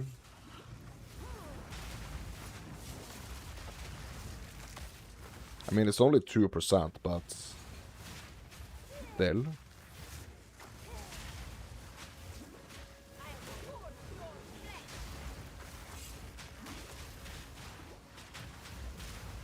I probably should have taken the time to see, like, if it affected anything else as well.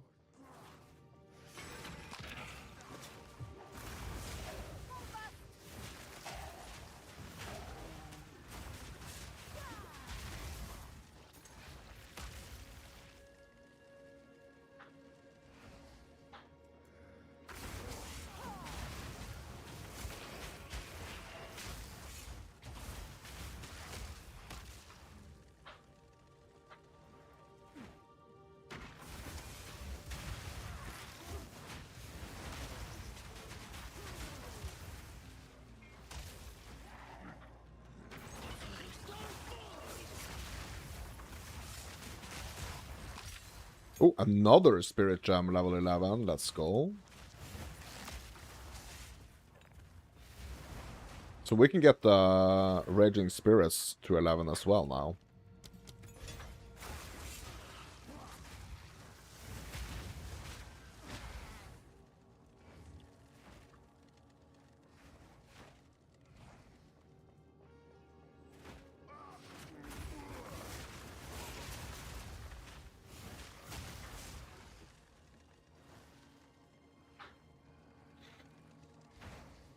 Bro, is this boss gonna give me... I'm trying to think. Is this boss actually gonna give me more spirit? Or am I just like... Is that just like a big wish that I have right now?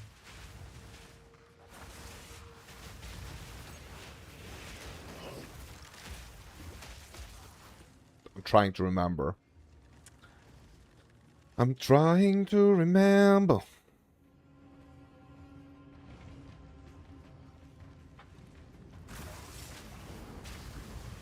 It's a wish. Yeah. Yeah, because I just realized that. So every time I'm picking up like a spirit gem, I'm just thinking, okay, let's upgrade the ones that we already have. Like like obviously I can't do anything else right now anyway because we don't have the extra spirit. But we don't have the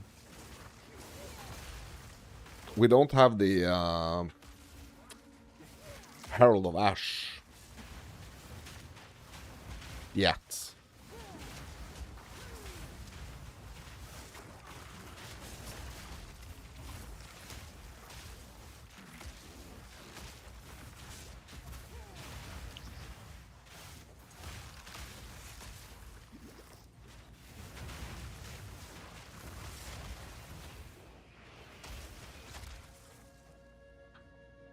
The Herald of Ash. Who... Bro, I'm trying to think. Like, is it the Sorcerer that has that spirit gem connected to the class? Or is it another class?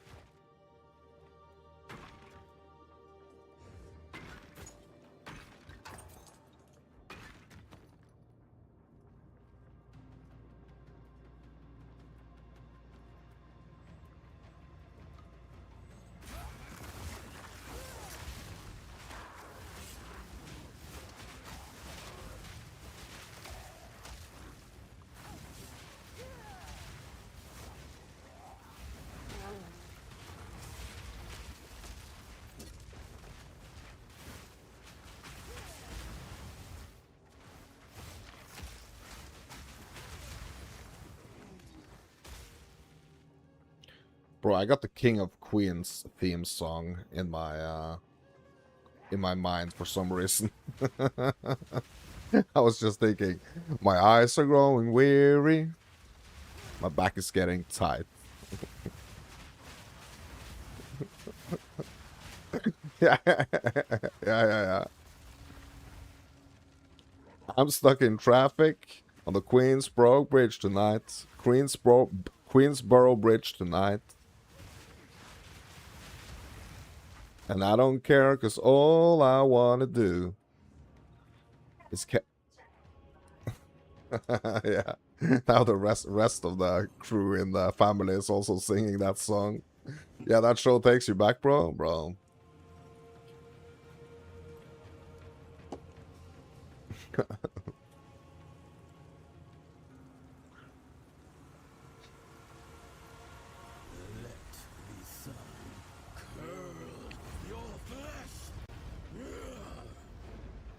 You are mindless.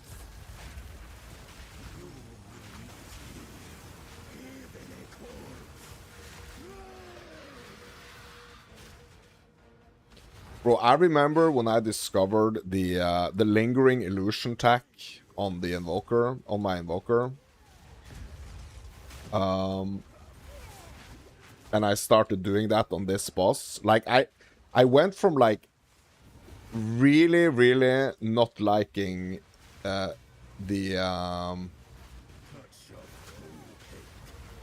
like, especially that, like, fusillade or fusillade attack that he's doing. Like, when he's firing all those smaller projectiles. I went from, like, really not liking that to really loving it.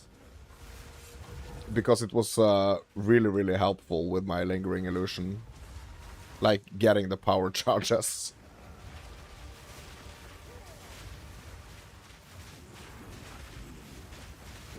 This attack right here.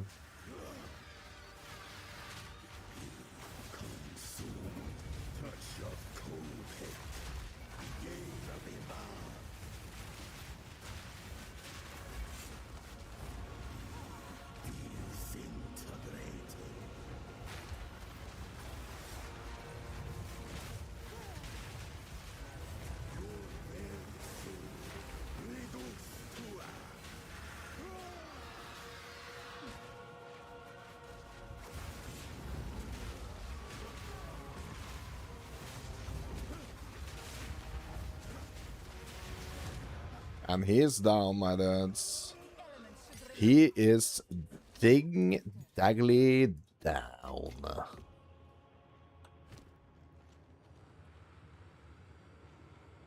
Okay, this was actually a skill gem level 11. Yeah, I'm gonna pump Fireball. Val ingenuity never ceases to. Bro, what other shows like that? Like, what other sitcoms, like, really takes you back? Hello.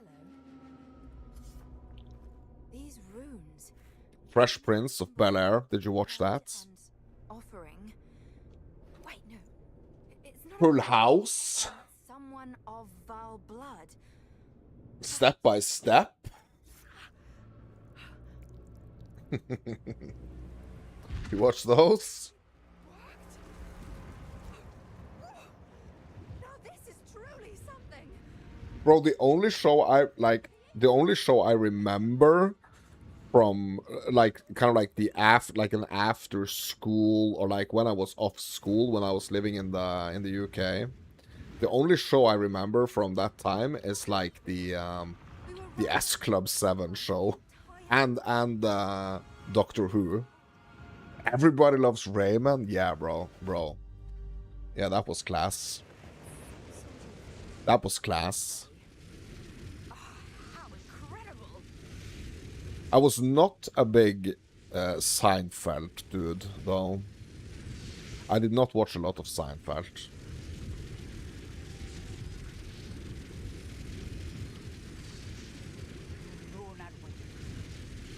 X-Files, bro. Buffy the Vampire Slayer. Did you watch Buffy, my dudes? But X-Files, bro, that was huge, bro.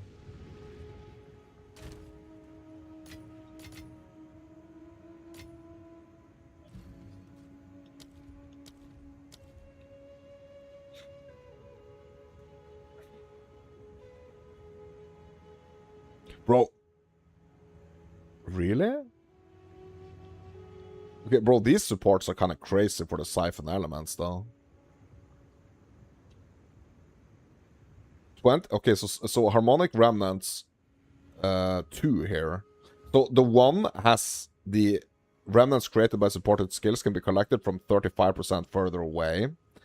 Remnants 2 has the same thing, but it also has 20% chance for supported skills to create an additional remnant. Bro, I'm 100% doing that.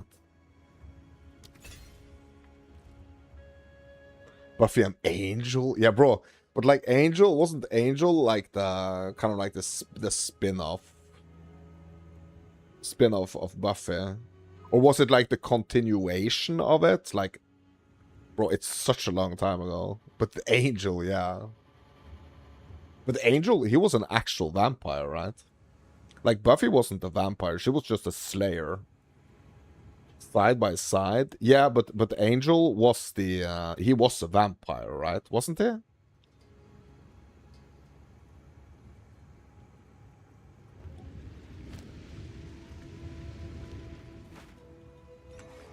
do you need?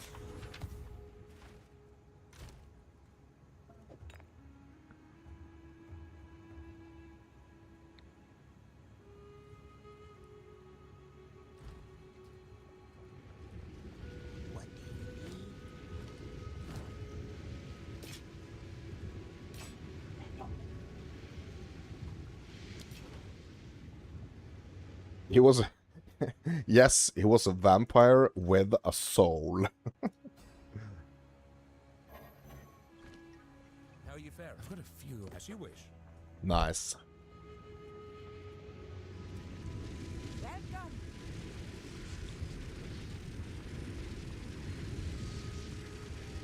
Bro, we're about to fight the Viper, my dudes.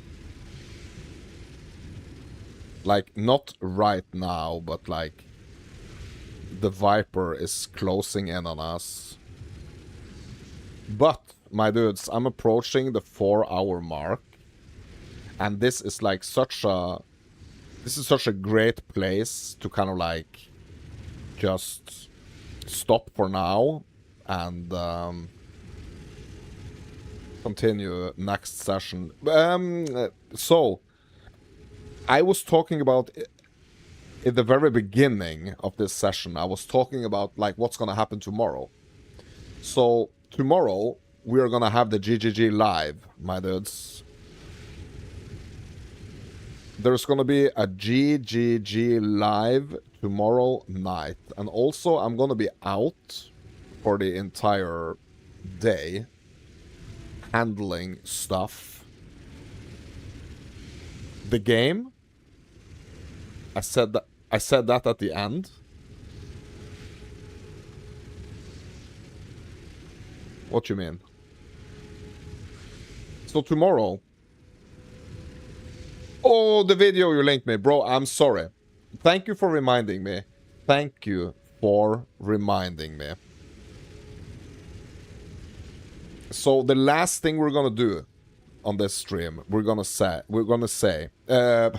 the last thing we're gonna do before we watch this video here is that tomorrow I'm gonna be on a little bit later. I'm gonna be live a little bit later, but our main focus tomorrow is gonna be the GGG live tomorrow. So I just wanted to let you guys know. Okay, I'm gonna repeat that after we watch this. Sorry, bro, I almost forgot. I'm very sorry. But you reminded me, that's good. So just give me a second, my dudes, okay? Just give me a second.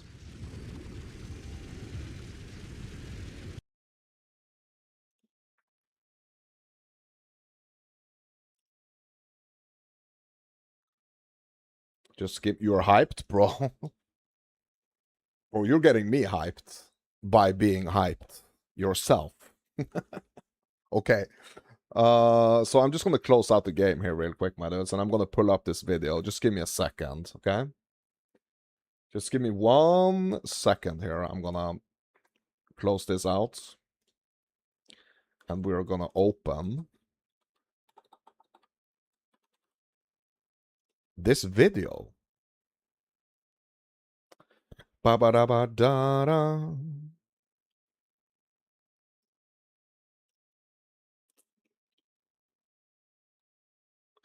The graphics and little things gives you the excitement you had for Elden Ring. Bro, you're really building this up now, my dudes. You're really building this up.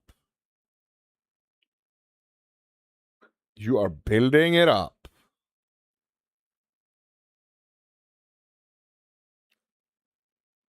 Play in the highest resolution? I will. Just give me 1 second to pull it up here.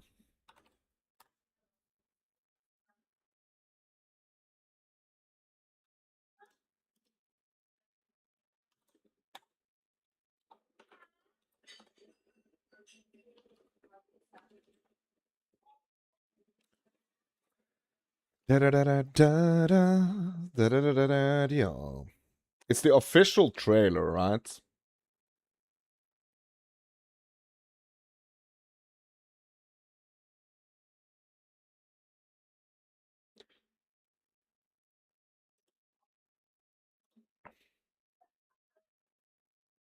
It's gameplay too. Bro, it's... Bro, it's 15 minutes long. Bro, I thought it was like a freaking 2-minute trailer, bro. Bro, someone is gonna have me hanging up on the wall for not making dinner, okay?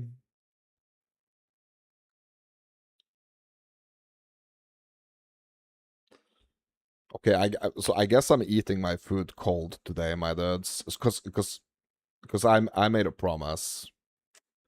I made a promise, and I'm intending to keep my promises, my dudes.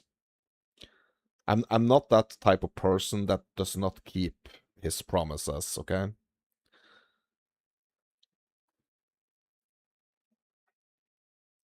Oh. Where the heck did it go? There we go. Are we ready for this, my dudes? Are we freaking ready for this? So, because it's like a 16, yeah, the highest resolution, bro. 2160p 60 4K, okay? Are we ready for this? So, I'm not gonna be stopping. I'm not gonna be stopping. I'm gonna be commenting as we're watching. Because if not, I'm gonna be here for like an hour longer than I intended to. Okay? You're excited to see my thoughts? Bro, without further ado, my dudes, we're checking out Black Myth Zhong Kui official gameplay trailer, and apparently there is some gameplay as well. It's on the highest resolution, 2160p 64K. Are we ready? Are we ready for this?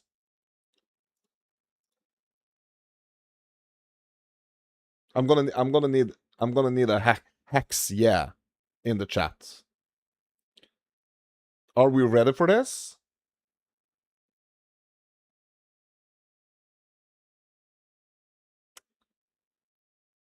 Okay, I guess we're not ready. Hex yeah, let's go, man. It's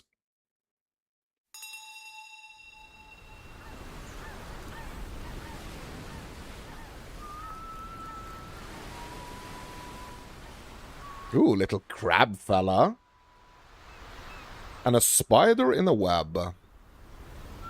Bro, the graphics are... Bro, already the graphics seems cracked, my dudes. It looks real, yeah, my dudes. Oh. Bro. Already some, like, flask action there on his hip. Like, I'm getting, like... Souls vibes already.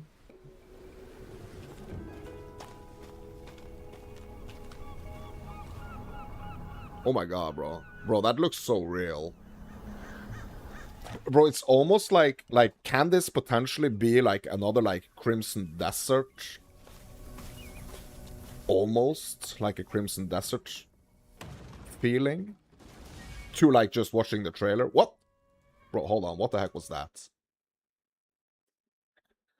What was that? What did actually just fall down from the roof there?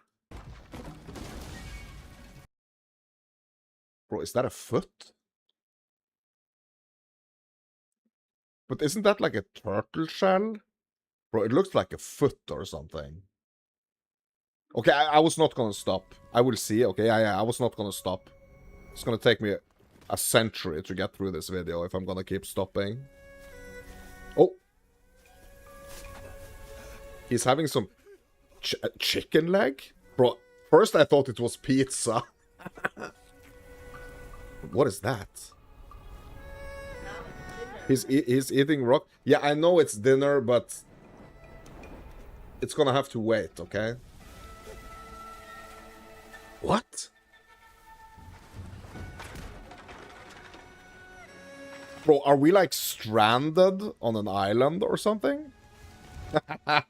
Bro, I'm gonna have to stop there for a second, bro. Did you see his face? Did you see the old man's face when he was running? Bro. Bro. Look at the old man's face now. He actually looked... Bro, he actually looked kind of excited.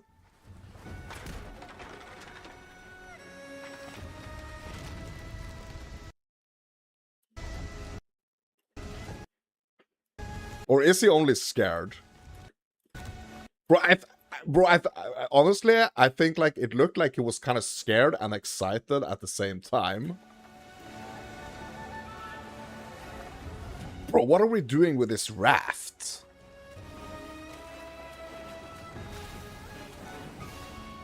Oh, tsunami.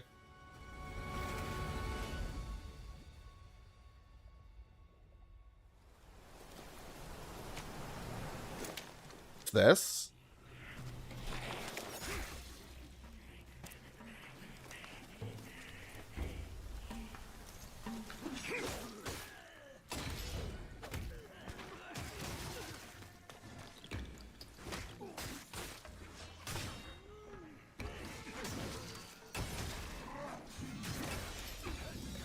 Okay, oh my god. Oh wow, bro. That was a nice, like, parry right there. Like, that was some true dodging. Okay, so what I'm initially seeing here is, like, 3 different types of enemies, right?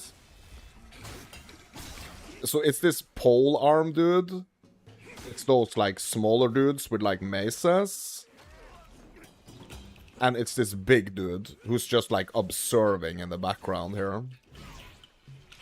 That's, like, 3 types of different enemies in just one pack.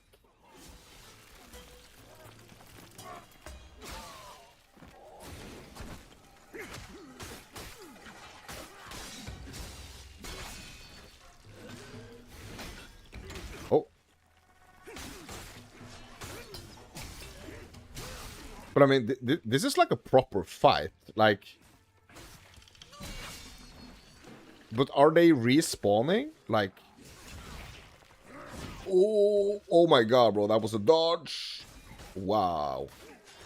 A dodge on a block, bro. That's insane. Oh, what a dodge, bro. What an epic dodge. What? He just fire-infused his sword by blowing on it?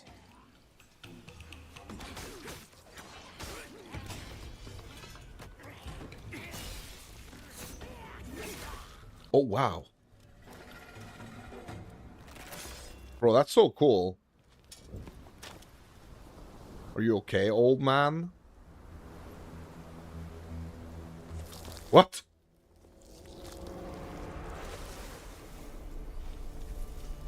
What?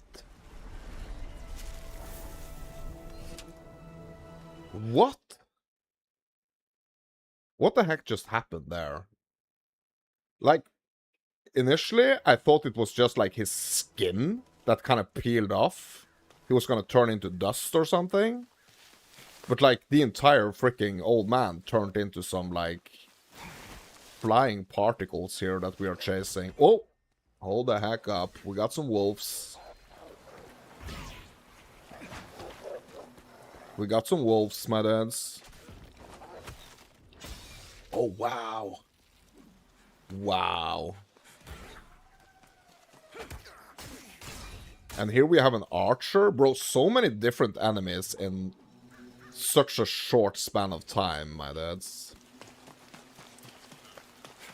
Yeah, the way he dodged that arrow. Yeah, I know. Like, it's so insane.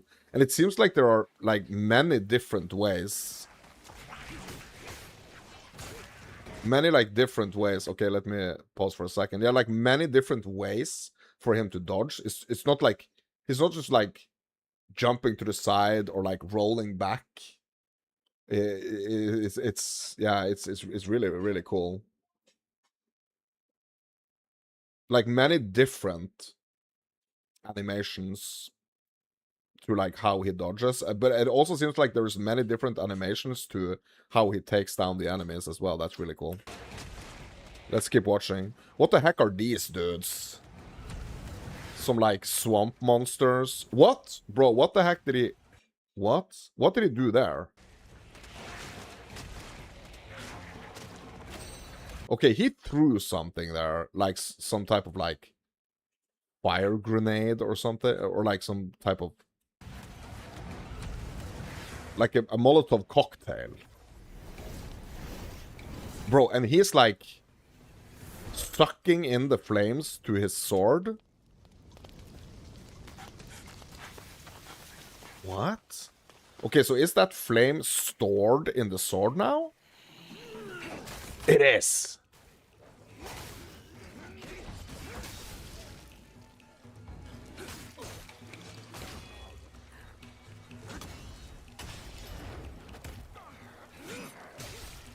Bro, I wonder what part of the game this is. If this is like the very, very beginning of the game, or like if it's like far into the game.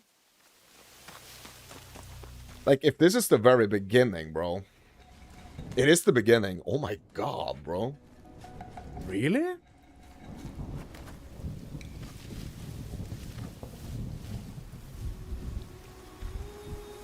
Is it only the beginning, bro? That's crazy.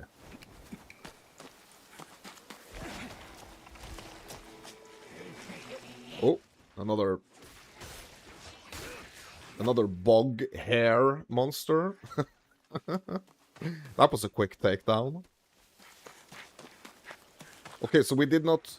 Okay, so we actually chose not to follow the old man's skin and kind of like venture out on our own here. That's so cool that they're actually showing that. They're showing that you don't necessarily have to follow... Oh! Okay, there the skin goes again. Okay. But was that just like a little teaser that you can actually, if you want, just like go out into the open world?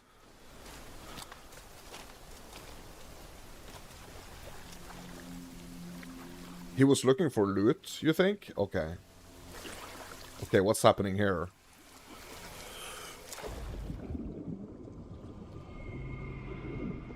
Underwater? Bro, really? They're swimming? Or is this just a cutscene? Yeah, I guess this is just a cutscene.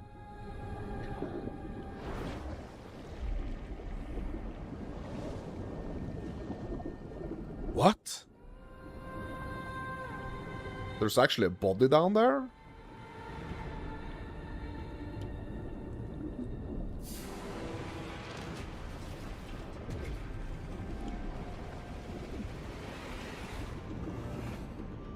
We are being attacked by water zombies.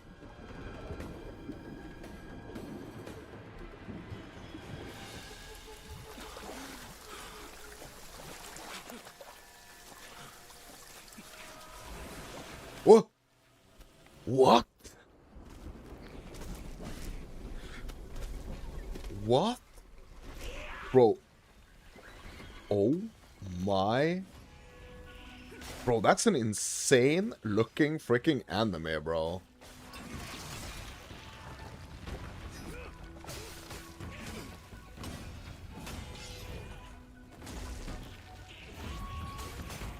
Bro, and the way the anime is like falling.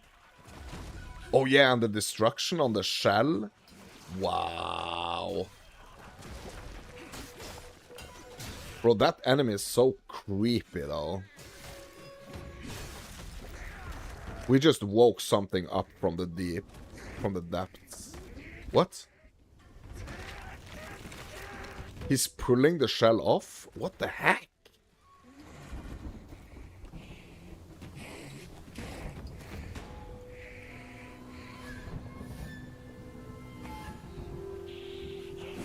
Bro. Did he just get bigger?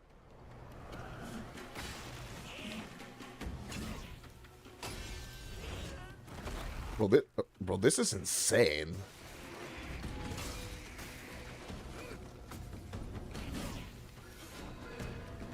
That was a cool dodge as well.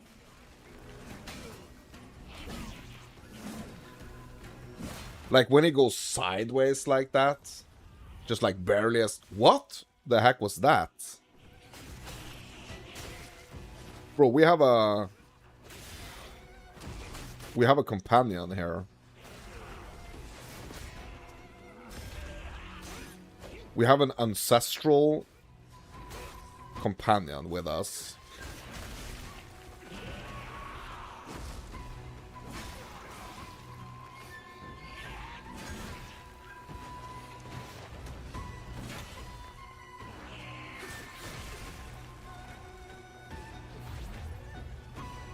Bro, all that crawling and like the way the enemy is like falling and rolling around is crazy. Oh! He's being attacked by the skin post-it notes.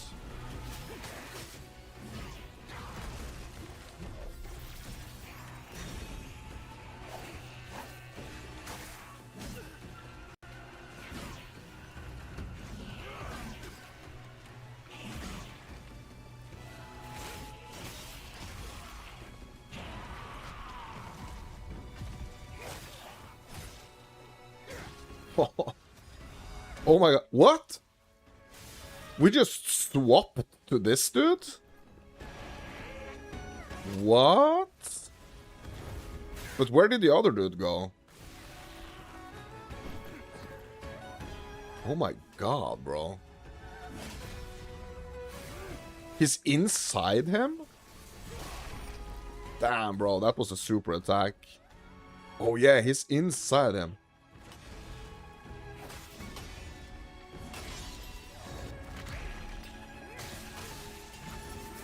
But like, is that ancestral dude? Is it like a dude that we are kind of like charging up? It's like an effect that we're kind of charging up?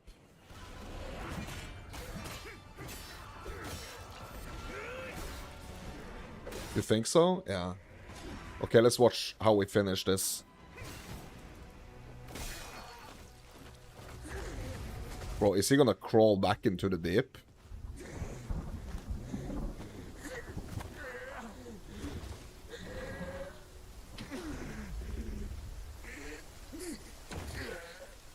Yeah, he didn't make it. Oh! Oh, so this one... Oh my god, bro. Bro, I'm not gonna lie, I almost shat my pants there. I'm not gonna lie. Bro, that scared the heck out of me.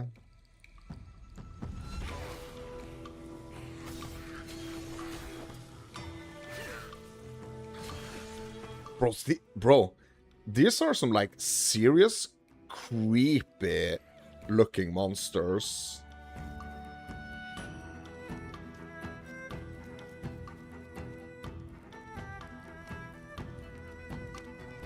Like, this looks like an incredible story. Bro, look at that Buddha, or whatever, just chilling in the pot of soup.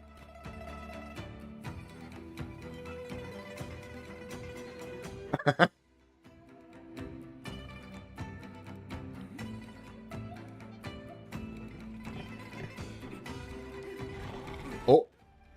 Oh my... Bro, there's fishing? Oh. Monster fishing? Oh, wow.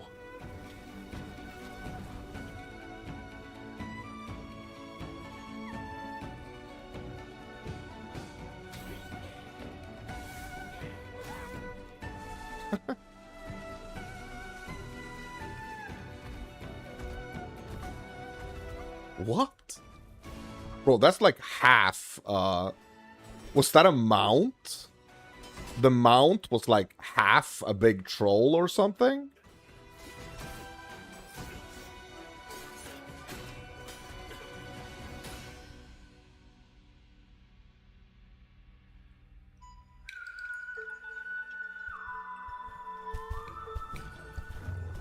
Oh, that's definitely a mount. That's a freaking tiger mount. Oh my god, bro.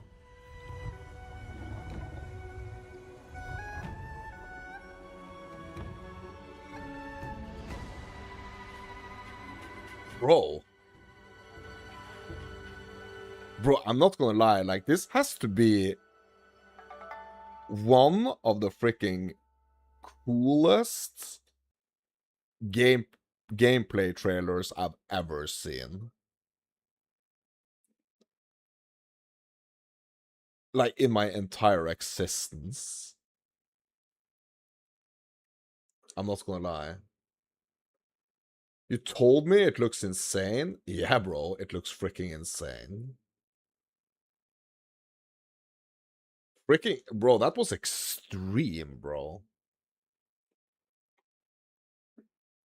Like, oh my god, that looks cool. Like, is Black Myth... sorry, is Wukong in, like, this... so, like, is this, like, Wukong 2? It's the same people that made Black Myth Wukong, which is another great game. Like, I feel like a game like this, like, it's like telling a story in such a incredibly good way. And it's also super satisfying and fun to play. Bro, oh my god, my dudes. Bro, that was insane. Bro, I'm glad that you made me, I'm glad that you wanted me to watch this. I'm really glad that you wanted me to watch this trailer, bro.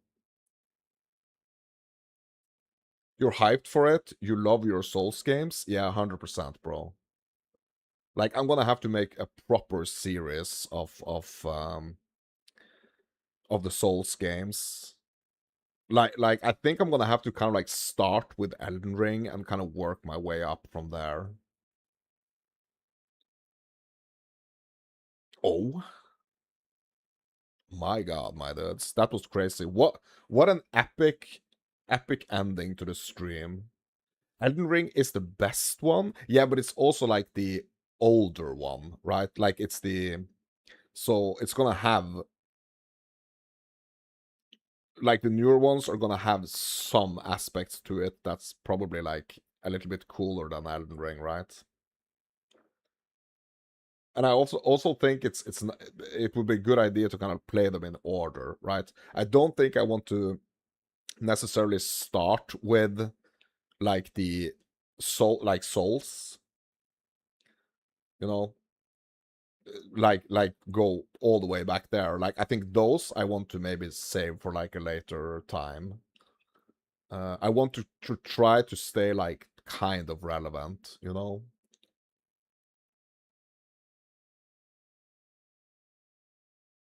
Oh my god, though, bro. My dudes, my dinner is getting cold, so I need to go eat. Like this was such a wonderful way to end the stream, though. I mean, thank you so much for suggesting this trailer. Like, basically all the things that you want me to check out, like trailers like this and stuff. Like most of them, like, are pretty like up there, you know. Like they are really like top.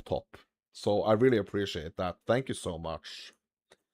And thank you, my dudes, for hanging out.